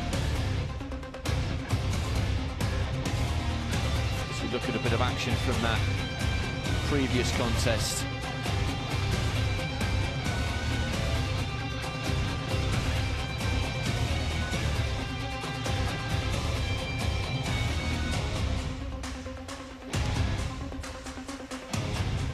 So our second heavyweight semi-final is between boxers from Russia and Spain. The reigning champion, Muslim Magomedov, facing off against Emmanuel Reyes-Pla. Our scoring judges hail from Italy, Armenia, Zimbabwe, Afghanistan and Tajikistan. The 10-point must system in effect. They are seated all around the boxing ring. Introducing first, coming into the red corner, representing Spain, Emmanuel Reyes-Pla. So here comes the highly decorated figure of Emmanuel Reyes-Pla, the tournament number 3 seed, the Olympic bronze medalist from Paris last year, the World Championship bronze medalist from Liverpool in September, and he's already taken a World Championship bronze in Belgrade in 2021. Here in the quarter-final, he beat Narek Manasyan of Armenia in a contest that went to bout review, and that was despite receiving a point off in the second round for holding Reyes-Pla. He got over the line. His opponent is the reigning 2-time world champion, Muslim Magomedov, Tokyo Olympic silver medalist when he and Julio Cesar La Cruz engaged in a classic heavyweight final. And this dynamic figure, cheered on by a vocal pocket of support here at the Dubai Duty Free Tennis Center, has been very impressive indeed. In the quarterfinal, he beat Bagkan Nanizanyan of Israel from Italy, Armenia, on a unanimous Zimbabwe, point decision victory. Afghanistan and Tajikistan. He was very comfortable after Nanizanyan picked up a cut left eye in the second round, which really impaired his ability to compete. But throughout this tournament, when he's been over in Ring B, having received a bye in the round of 32 as the tournament number 2 seed, he's been at his dynamic, athletic best, non-stop movement, circling the opponent in and out with the feet, and just putting his punches together with those characteristic combinations that are so typical of his boxing.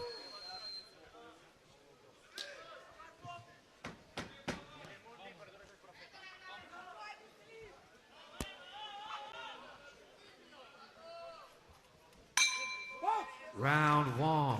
So this the second heavyweight semi-final in the 92 kilogram division between two men who are consistently among the very best in the world. The taller figure, wearing blue, is the reigning 2-time world champion, Yekaterinburg 2019 and Tashkent 2023 are where he picked up his world gold medals. Emmanuel's got a whole host of global bronze medals from the recent Olympic cycle. Is Emmanuel Reyes-Pla, born in Havana, now representing Spain.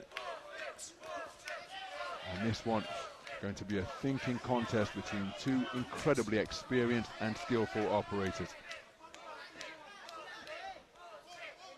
This Muslim, Gaji Magomedov, looking to dominate the center of the boxing ring. And again, he's another boxer who is always up on his toes. Reyes-Pla, a wonderful mover as well. Left-right attempted by Gaji Magomedov. Didn't quite find the range.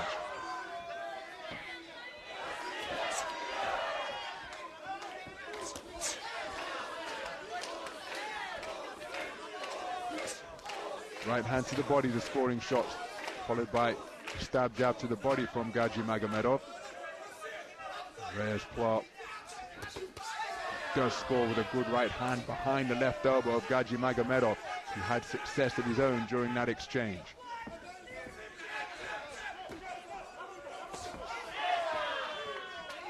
Counter left jab, not too far away from Reyes-Pla.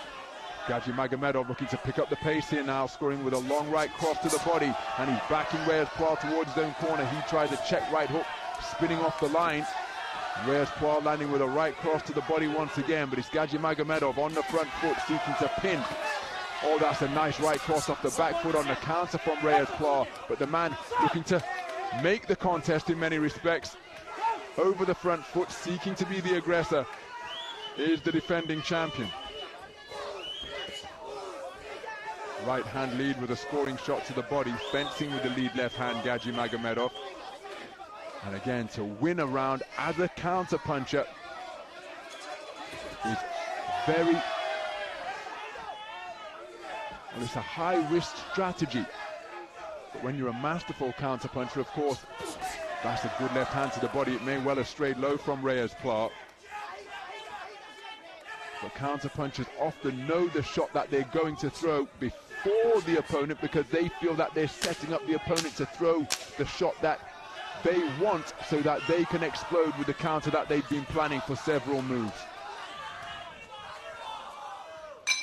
Very good round of boxing, contrasting approaches to the first 3 minutes. It's an interesting round, that, because, as you were saying, increasingly as it went on, Gaji Magomedov was getting onto the front foot and trying to bring it to Emmanuel Reyes. And if you hang on the back foot and you're looking to box on the counter, it can be difficult to win rounds, but I feel like he could well have done enough there, because he did land some good singles rather. But one thing I have noticed during the course of this tournament that has caught my eye is that I've seen a bit of an increasing tendency, as in pro boxing, like in pro boxing, for judges to maybe favour the fighter who's coming forward a bit more than I've seen before. And looking at the scores there, Gaji Magomedov gets it with 4 out of the 5 judges. Seconds out. It was tight, but I don't know. I think maybe Emmanuel Reyes deserved a little bit more there. These two know all about one another, having met on several occasions in IBA Pro and in qualification tournaments, so there's no secrets between the two of them. Sibling rivalry would be overstating it, but that is the type of familiarity that they have with one another. So Reyes-Pla, having conceded the first when his back foot counter punching, was only rewarded by one of the 5 scoring judges seeking to get onto the front foot and push Gaji Magomedov to the perimeter of the boxing ring. But he scores with a raking right cross just above the belt line, and then flicks in a jab to the body. Reyes-Pla seeking to keep him pinned near the ropes. His jab was a scoring shot from the pecs. There's the same shot once again. Gaji Magomedov just avoiding it, but he couldn't avoid the incoming right hook. Oh, there's a good right hand to the body, but he's spoken to about it being low and possibly steering around into kidney punch territory. Nice defense with high-held gloves from Reyes-Pla.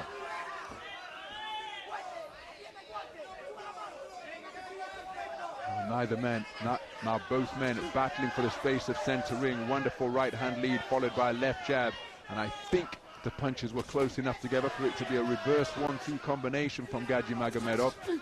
Good right hand to the body from Reyes Pla in response to the cluster of punches that clipped him upstairs from Gadjimagomedov. Halfway through this second round, after a first that was taken on a 4-1 split by Gadjimagomedov. Nice left hand from Reyes Pla. And look at the alertness between the two of them. Remember, these are 92-kilogram heavyweight boxers, but not flat-footed, come-forward sluggers. That's a legitimate skill set in itself, but these two incredibly athletic. Like watching a pair of tigers, the way that they can flex and feint and avoid incoming fire, courtesy of their fast twitch fibers. Gadjimagomedov looking to present another look, getting on his toes, but while he was near the neutral corner, he gets picked off by a shot over the top.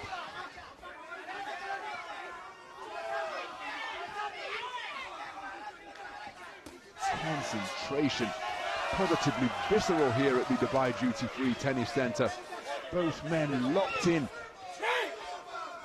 And again, when there is such familiarity between the two, they will know the tells, they'll know the feints, they'll know the characteristics of one another.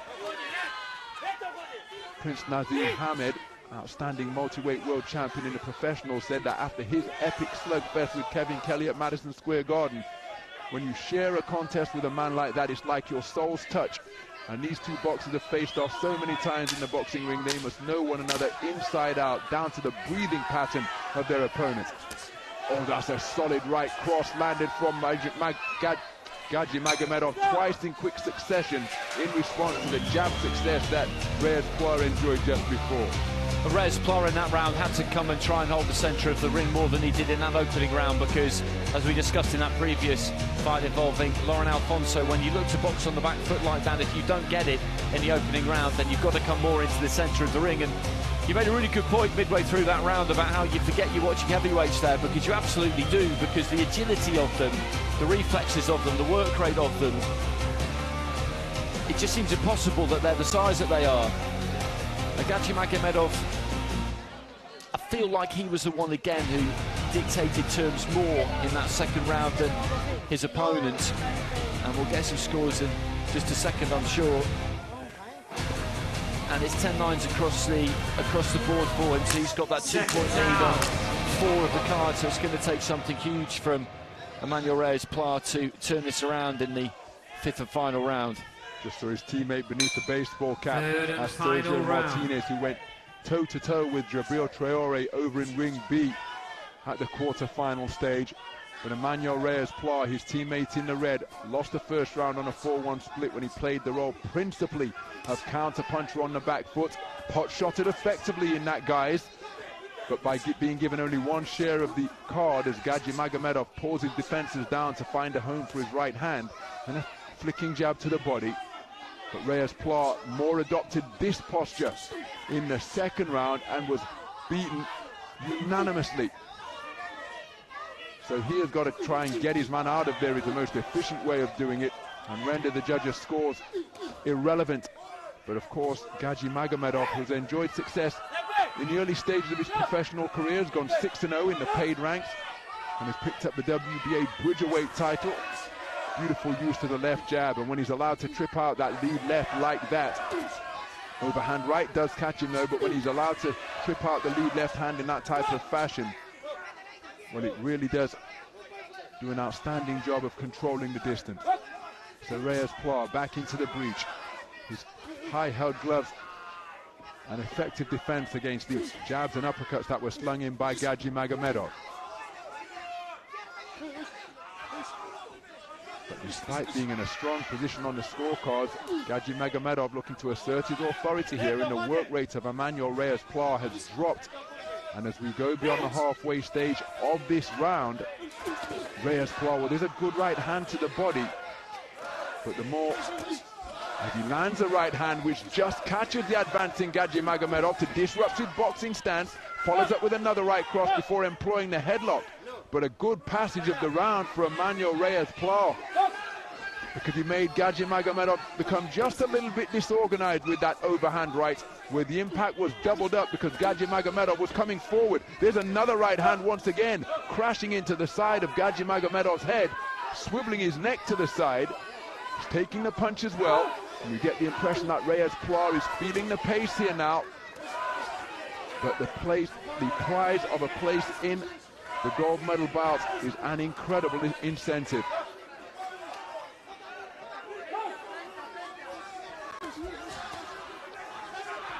It's Gadjimagomedov looking to back up the man from Spain. Reyes Plar.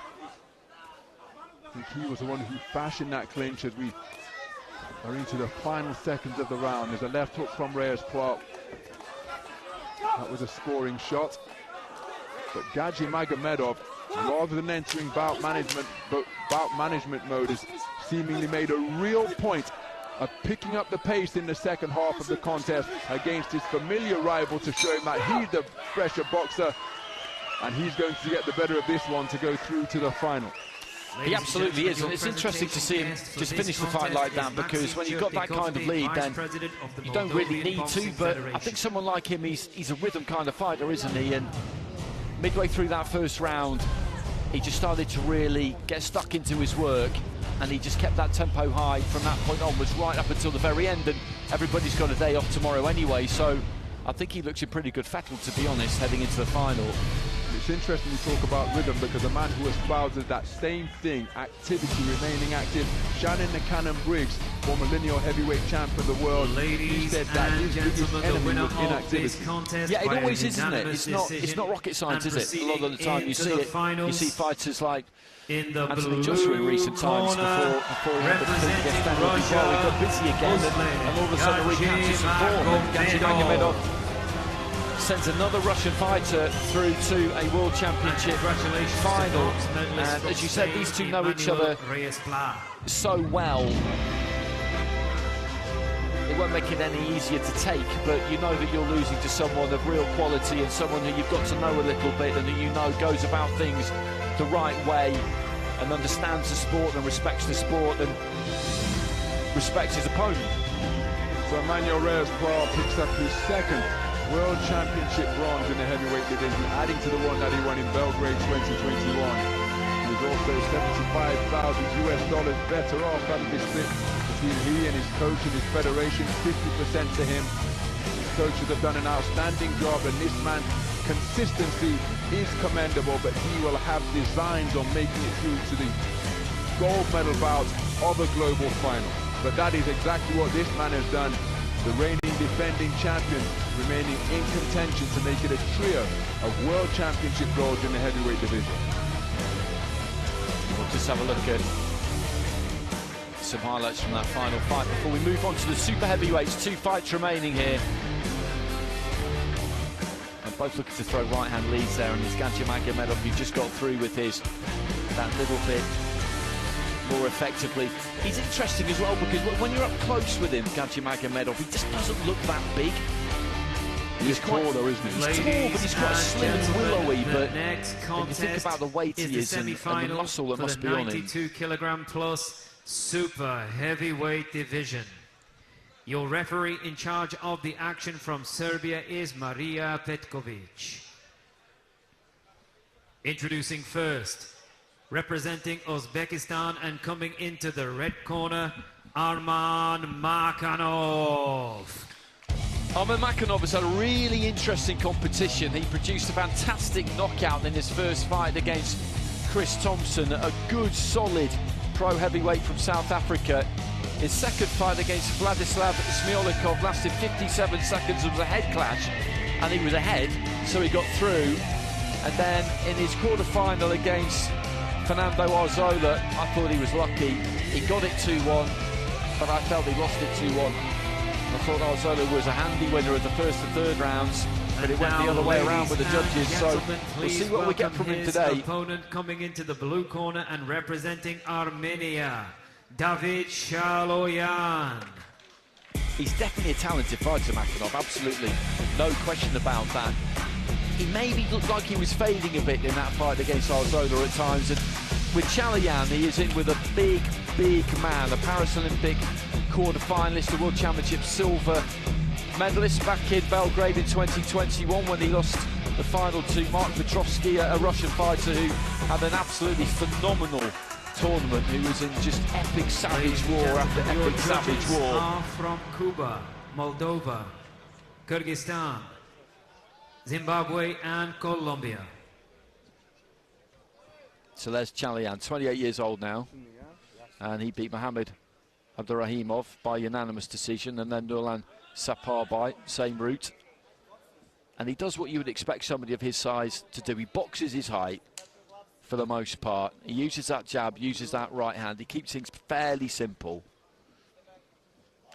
And Makhonov, compared to some of the other people in this division, Round one. isn't that big for a super heavyweight. You're looking him up against Chalian, and particularly against Arzola when they shared the ring together. He's quite slim, but he's got good speed.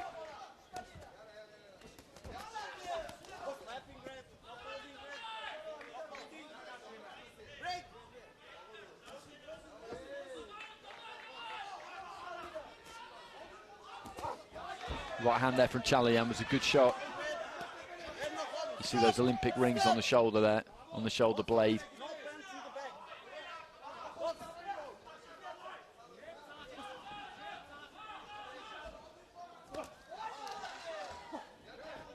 Makhonov just closing in, looking for that combination himself.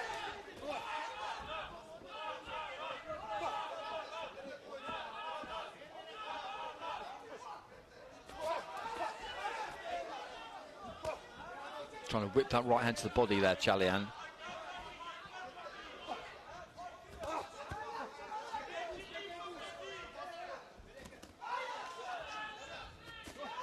Right hand was a good shot there from Makhonov, just dipped off to his left hand side as he threw it.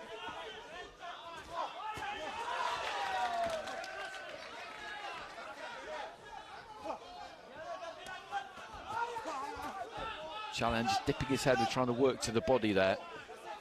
And I said at the start that he keeps it simple, he uses those basics. He could do with employing them right now, to be honest. He could do with getting that jab going. Is there a bit of damage to the left eye there? I'll get a better look when he turns around, but he needs to get that lead hand working. Planted in the chest of Makhonov, that would be the way forward here, I think. Just as he does there, just keep him at bay, knock him off balance, get him a little bit more where you want him. I think that eye's okay, actually. Maybe just a slight bit of reddening.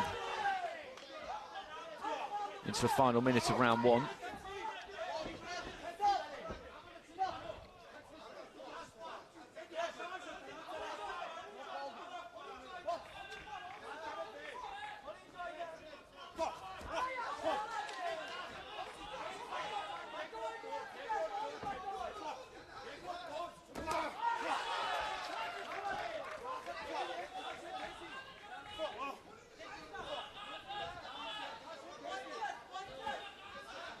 Chalian is trying to look to use that 1-2, and then again there, just sits down on that one a bit, final 20 seconds or so, and planting that jab into the chest, and I think it is the right thing to do. Makhonov just stealing a march on him there. He tries to cover up the big Armenian as Orazbek lets his hands go.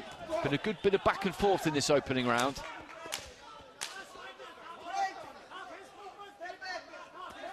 Final few seconds.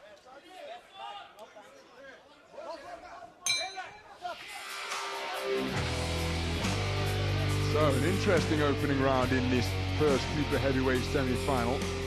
Makhonov setting his score out more immediately. Chalian seeking to establish that jab. And he did begin to find a home for it, sticking it into the sternum in the closing stages, or from around the halfway stage of the opening round. But perhaps the more effective combination punching, two-shot salvos were coming from Makhonov. And Makhonov has taken the first on a 3-2 split after a close first 3 minutes of boxing. I thought he deserved to take it, but Chalian right in it after 3 minutes. Yeah, there wasn't much in it. There wasn't much in it at all. The bigger of the two, as you say, who probably threw more shots was Makhonov. and he just looked a little bit busier the way he was going about things. Chalian, though, did start to do some good work with that lead hand towards the end of the round, but he's got to get that going again nice and quick at the start of the second. But it's Makhonov who is quickly onto him and just throws a good 4, 5, 6 shots there. Enough of them got through.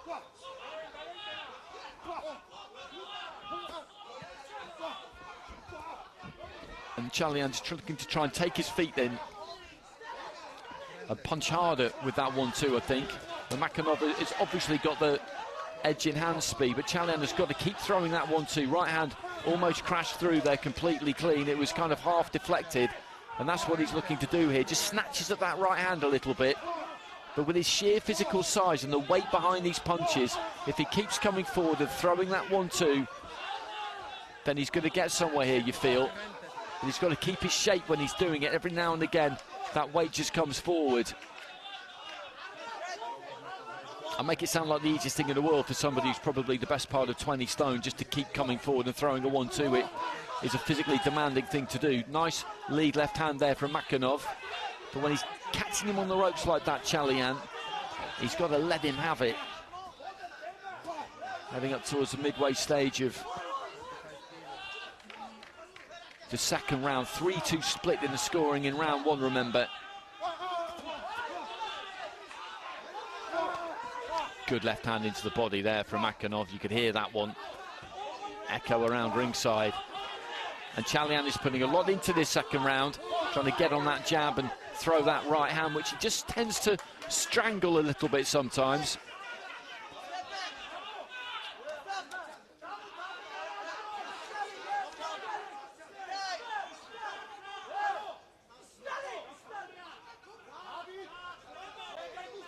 Well, the referee is just bringing him over here for a little nick to the corner of the right eye. But interestingly, Andy, she just put her fist into an open palm. So in the event this did cause the bout to be stopped, it would be RSCI for Chalian, because the referee indicating that the cut has been caused by a punch and not an accidental clash of heads. Good right hand there from Chalian again as we head into the final minute of round two. And he's going after him a bit here.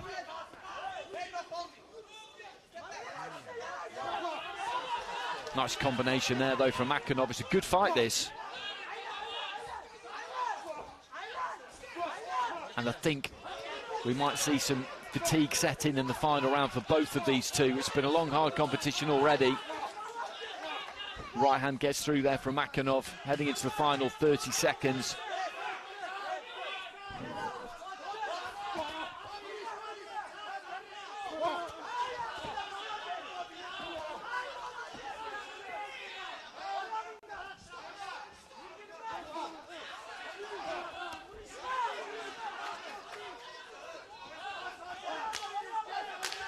Well, there goes the clapper. Chalian just trying to adjust his feet and chase Makhonov around a bit here, who is managing to elude him at the moment. Fascinating second round of boxing, because Makhonov made a point of sprinting off his stall and letting his hands go with real success in the first 10 seconds of the second round. He kept that success going, and then Chalian picked up the tempo from his perspective and began to take it back, and there was a really intriguing passage with about 30 seconds remaining in the round where the referee separated the two, and they both took a step back and took in a massive lungful of oxygen, because they really did fight at a high clip. Remember, these are the biggest boxers in IBA style boxing. Chalian thought maybe deserved a greater share of that second round. Thought it was very tight, very competitive.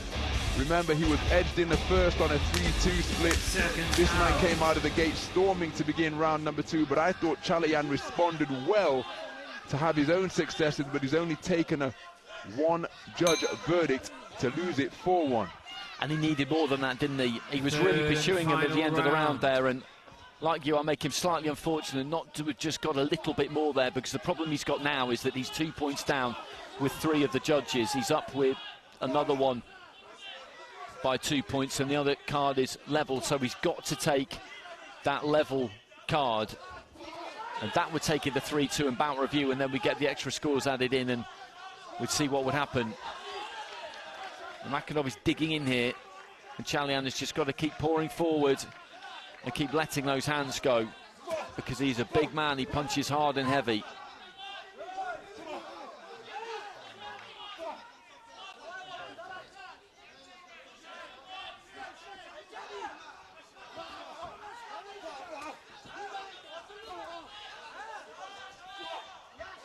Right hand there from Chalian, but Makhonov manages to avoid it. A minute gone in round 3. And Makhonov off the back foot, just throwing a combination there. There wasn't too much on it. It was a kind of couple of punches, really, that were thrown just to try and occupy his opponent. I don't know if he's got too much snap left. And Chalian just kind of leaning down on him, bearing down of him, and he collapses down to his knees and has a look at the corner.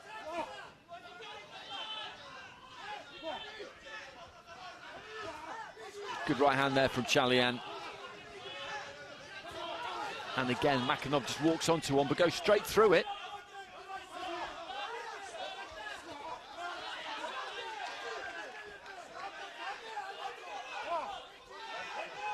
Short with the right hand there, Chalian. And he's just got to keep working and working and working until he can work no more.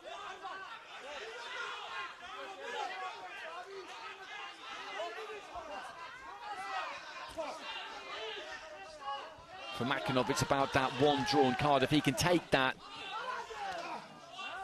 then he'll have 4 scores in his favour, because there's no way that Chalian is winning this final round 10-8. So that's what this is about for him. And it's exactly the same for the Armenian, to be honest, because the best he can hope for is 2 cards, so he needs to take that drawn card as well. So it's a battle for that card. Essentially, 3-2 takes it to the bout review, 4-1 does not. Final 20 seconds. And I give credit to Makhonov. Based on what I saw against Ardzoga, I felt he might fade towards the end here, and they're both tied, no question about that, but he's hung in there pretty effectively.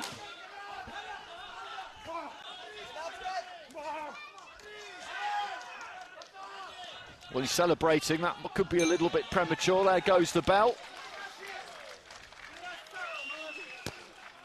Well, there's immediate celebration up in that red corner, because their man got the tactics right. Chalian, you have to commend this man's effort, because right from the opening round, when Makhonov really did seek to take it to him early and implement his superior speed, Chalian always made a point of responding. Well, it's just as you described, Andy. We are going to bout review, which is going to make it very interesting indeed. The scores of the observer and the evaluator will now be considered. Chalian played his part in what was a really competitive affair, who will be going through to contest super heavyweight gold here in Dubai. And what we know is that drawn card went Chalian's way to make it 3-2, otherwise it would have been 4-1 and there would be no bout review. So, how do the observer and evaluator... Ladies and gentlemen, after a bout review, the winner of this contest by split decision and going into the finals, in the red corner, representing and Makhonov gets it 5-2, so both of the judges outside of the 5 ringside judges, the observer and the evaluator, they both went to the red corner, increased that 3-2 lead to a 5-2 lead. There was so little in that fight. When you look at rounds where it's 3-2, 4-1, 2-3, just one card the other way, placed in the right column, and it can all be different cards. It's really, it's that close. It's that close. It is indeed. Incredibly close. 9 minutes of boxing. But look at the contrasting emotions. David Chalian, and I'm not even sure he can muster up the energy to smile, because he really did empty the tank up there. And came here in search of a return to the final of World Championship gold. Bitterly disappointed at having not achieved his objective. But another good tournament for him, and cementing his position as one of the very best super heavies out there in IBA boxing. Absolutely. Absolutely. And he really did work very, very hard in those final 3 minutes, but as did Makhonov. As I said, he's had a very interesting competition. Knockouts, head clashes, maybe a little bit of good fortune, and then a ton of hard work there, and no little skill to get him through to a gold medal bout. So, who will be joining Makhonov in the super heavyweight our final? It's a contest between boxers from Azerbaijan and Russia. Is now in the 92+ kilogram super Our heavyweight scoring judges division. hail from Bosnia-Herzegovina, Your referee Afghanistan, in charge Tunisia, of this Algeria, contest from and Italy Kyrgyzstan. is Luca Varilonga. Introducing Luca to you Varilonga of first, Italy coming is the into the referee. red corner representing Russia, David Surov. And approaching the boxing ring, here's a man who has had a very impressive tournament so far.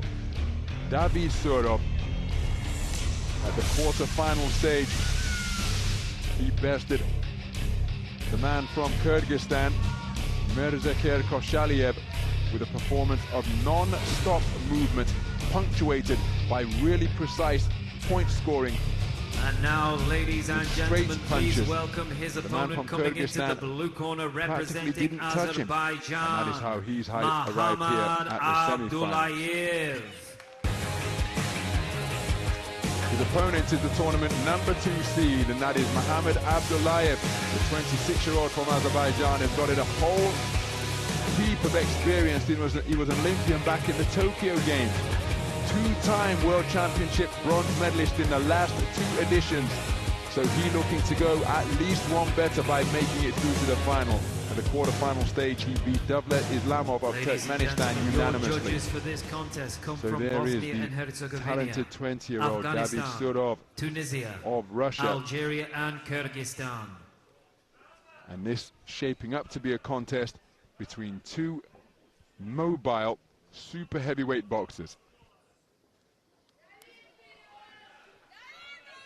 So nothing new for Mohamed Abdullayev through to his 3rd consecutive super heavyweight world championship semi-final. He's desperate to make it through to the gold medal bout here at the expense of his 20-year-old opponent. But he has been really impressive through this passage of Dubai 2025. Round 1. So we're underway then. Our final bout of this 16th session of boxing is a super heavyweight semi-final between boxers from Russia and Azerbaijan. And the boxer wearing red, 20-year-old David Surov, immediately setting his stall out and just touching away with that lead left hand while moving athletically up on his toes. The boxer wearing blue, who has just parried the incoming left hook, is an adept switch hitter, and that's why he momentarily switched to the southpaw stance, leading with his left leg. That's what he's disengaged from the clinch as well. That's Mohamed Abdullayev of Azerbaijan, the tournament #2 seed. It's Surov. He's just so calm as he goes about his work. And he scored effectively in the first 50 seconds of this round with that lead left hand. And there it is once again, just touching down to the body, just prompting Abdullayev to momentarily adopt a cross-arm guard. Abdullayev now back as an orthodox boxer, but he's touched by 2 jabs where the heel of the hand was pushed into his beard. Had illegal, of course, but it was certainly leather landing on flesh and bone. That's an altogether harder jab from Surov, and look at how he's pushing off that back foot to get real purchase on it. Now, has Abdullayev been hurt by those jabs to the solar plexus? Because he backed off, he stopped punching, and we're just keen to get a little bit of respite. Very calm operator, of course, but Surov is picking up the tempo here, driving him from one corner to the other and continuing to probe that same area with that really potent, precise lead left hand. Very impressive first half of the round from Surov, and if we're sensing that from our ringside commentary position, then Surov has probably sensed something up there in the boxing ring and is keen to maintain this high tempo and continue to peck and poke away with that lead left stick. Abdullayev appears to be going through a bad patch in the round. Good left jab from Abdullayev, but Surov growing in confidence right before our very eyes because he's looking to back up the 2-time World Championship bronze medalist. Heads coming together there as Abdullayev was southpaw momentarily.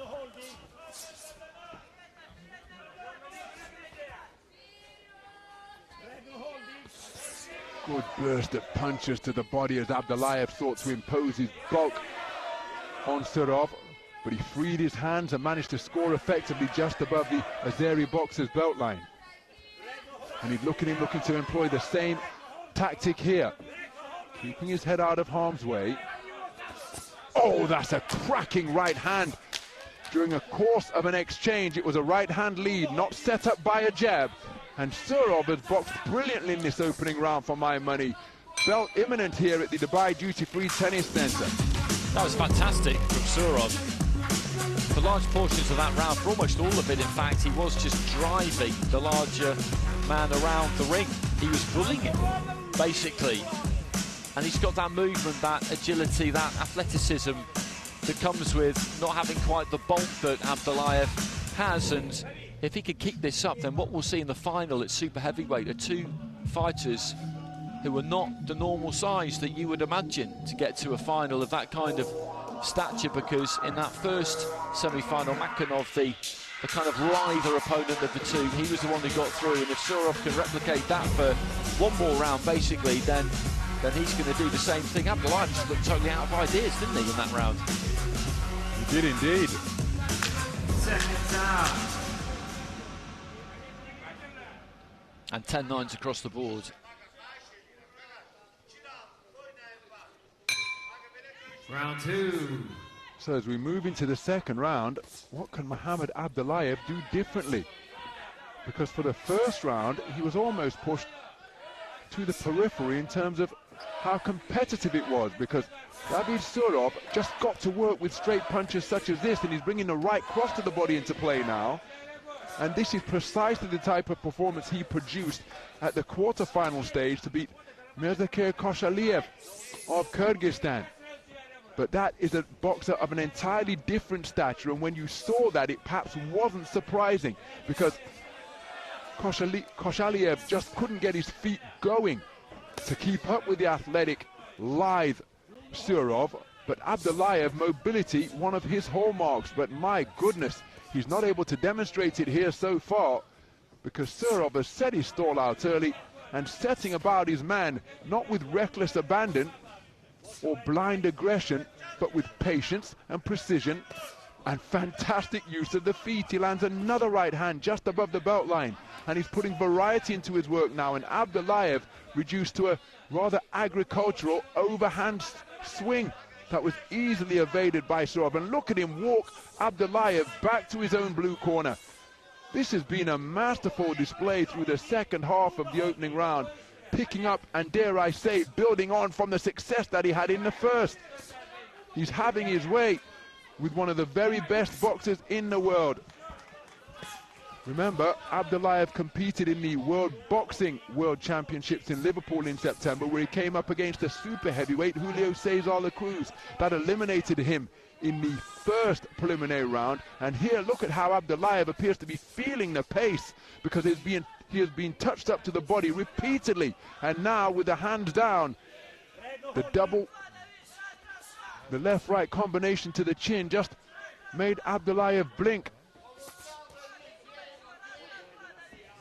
This is an absolutely extraordinary performance being produced by David Surov. His energy levels making life very difficult indeed for Abdullaev.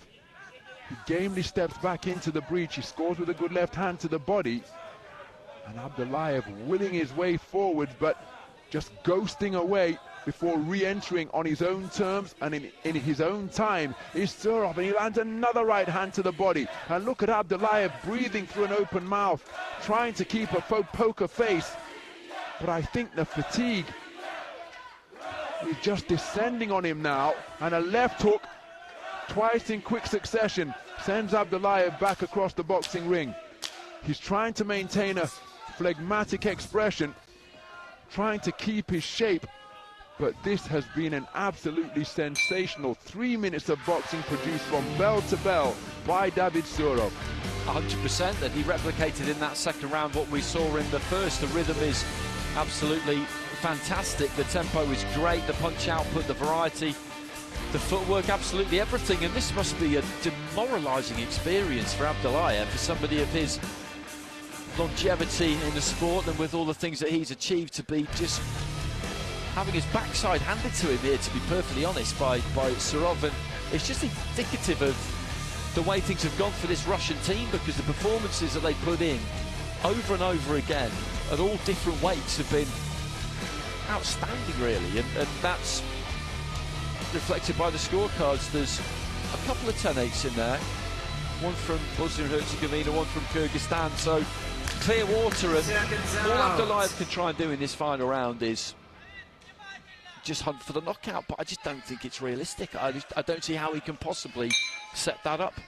And the chances of Surov just getting caught with some big punch swung from the rafters, I'd say, a 0. Indeed, very slim, one would suggest, but this is super heavyweight boxing, and the boxers more capable than any other weight class of ending a contest with a single shot. But the manner in which the first 6 minutes have unfolded, see Abdullaev in that type of realm now. I'm not quite sure his energy levels have recovered after that 60-minute interval. There's a good left hand, a good right hand to the body from Abdullaev, but this man's movement and punch placement, well, they've been the same from the opening round. After 6 completed minutes of boxing, they're identical. No lack, no change in the velocity of the punches, no diminution of the manner in which he can move about the boxing ring. And there's the burst of shoe-shine punches to the body, ending with that left hook to the head. Reverse 1-2 from Abdullaev, not too far away. But look at that for a left-right from Surov. Long bridged this man with a left jab to leave it in his face, and then just piecing him up to the body with these stabbing attacks from both the left jab and the right cross. Burst of punches downstairs once again as Abdullaev was looking to grapple upstairs, and the left-right combination is razor sharp, and it drives Abdullaev backwards. Right uppercut wasn't too far away from Abdullaev. The left hook which followed was inaccurate. And you can see Abdullaev really feeling the pace as he gets touched upon that beard once again by a rapier-like left-right combination.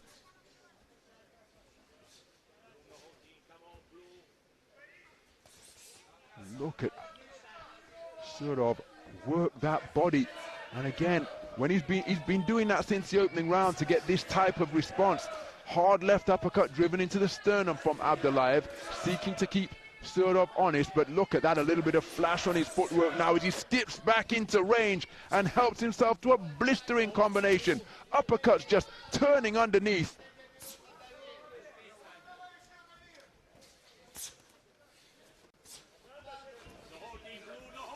Well, it's difficult to believe what we're actually witnessing here. And again, right hand to the body, left hook to the jaw. Abdullaev shoves his man off, but he steps right back into range and helps himself with another lance-like left jab into the body. Oh, what a right-hand lead, catching Abdullaev at the advanced to check his chin. Terrific punch placement from the man in red. And now he drops down to the body once again. My goodness, we have just witnessed an absolutely sensational performance, which could well be a coming-of-age display for the 20-year-old in red, because against one of the very best super heavyweights in the world, he has produced a masterclass. 2 10-8 scores returned in round number 2 in his favor, and I wouldn't be surprised to see more of them in the third. That's how dominant he was. He was superb. He was absolutely superb. He's just made a top operator look completely and utterly pedestrian. He's got his hands on his hips there, Abdullaev, and he must be wondering what has just happened to him, because Surov has just outdone him right from the very first second right to the end. I can't think of a single pocket of any round, even for 5 seconds, where Surov was not totally and utterly in control. It was a fantastic performance. He's not a big super heavyweight, we said that at the start, but the agility, the speed, everything about him was first class. By unanimous decision, and heading into our finals in the red corner, representing a couple Russia, of 10-8s as you predicted there, so there's 2 scores there of 30 points to 25, and I'm not sure I'd have predicted that before the contest started, to be brutally honest. Not at all. Gets out of the boxing ring energetically, but no celebrations, because you get the impression that he is a man on a mission, and the mission that he came here for was World Championship gold. For Muhammad Abdullayev, it is a third successive World Championship bronze, adding to the ones that he won in Tashkent 2 years ago and in Belgrade 2021. On Saturday evening $75,000 prize. Thank you, ladies and gentlemen. Is what the bronze medalist received. So he exits the boxing ring, exits the tournament, and as you suggested, Andy, I'm not quite sure he will be able to come to terms with what has just befallen him here, because 20 years of age, you won't have seen him much on the circuit before, and Davi Surov has perhaps just given him a glimpse of the future as to what's coming up in the next Olympic cycle. He absolutely has, and it'll be the stuff of nightmares for him, really. I can't think of a single thing he really did wrong there, Surov. Not a single thing. You think all aspects of his game were on point. And it is interesting, isn't it, that in those two semi-finals and in the final now, we'll see two super heavyweights who look like that, basically. I mean, they're well above heavyweight in terms of their weight, you'd imagine. I don't think they could make heavyweight, but they're not big. They're athletic, aren't they? They're really in shape. Absolutely, and speed is a key component of their boxing of both hand and foot. So we're going to leave you with a look at the session results from the 16th session of boxing here at the Dubai Duty Free Tennis Centre, down to one ring, and we have seen high quality boxing and outstanding performances all the way. You now know the finalists in all 13 weight classes. Those will be contested on Saturday. It's IBA Pro boxing that will enter the mix here tomorrow. But as we just wrap up the results from what has been a magnificent 16th session, on behalf of Andy Clark and the rest of the team here in Dubai, it just remains for me, Ronald McIntosh, to say thank you for staying with us. Join us again for IBA Pro, and join us the day after that for the finals day in the IBA Men's World Boxing Championships. Bye for now.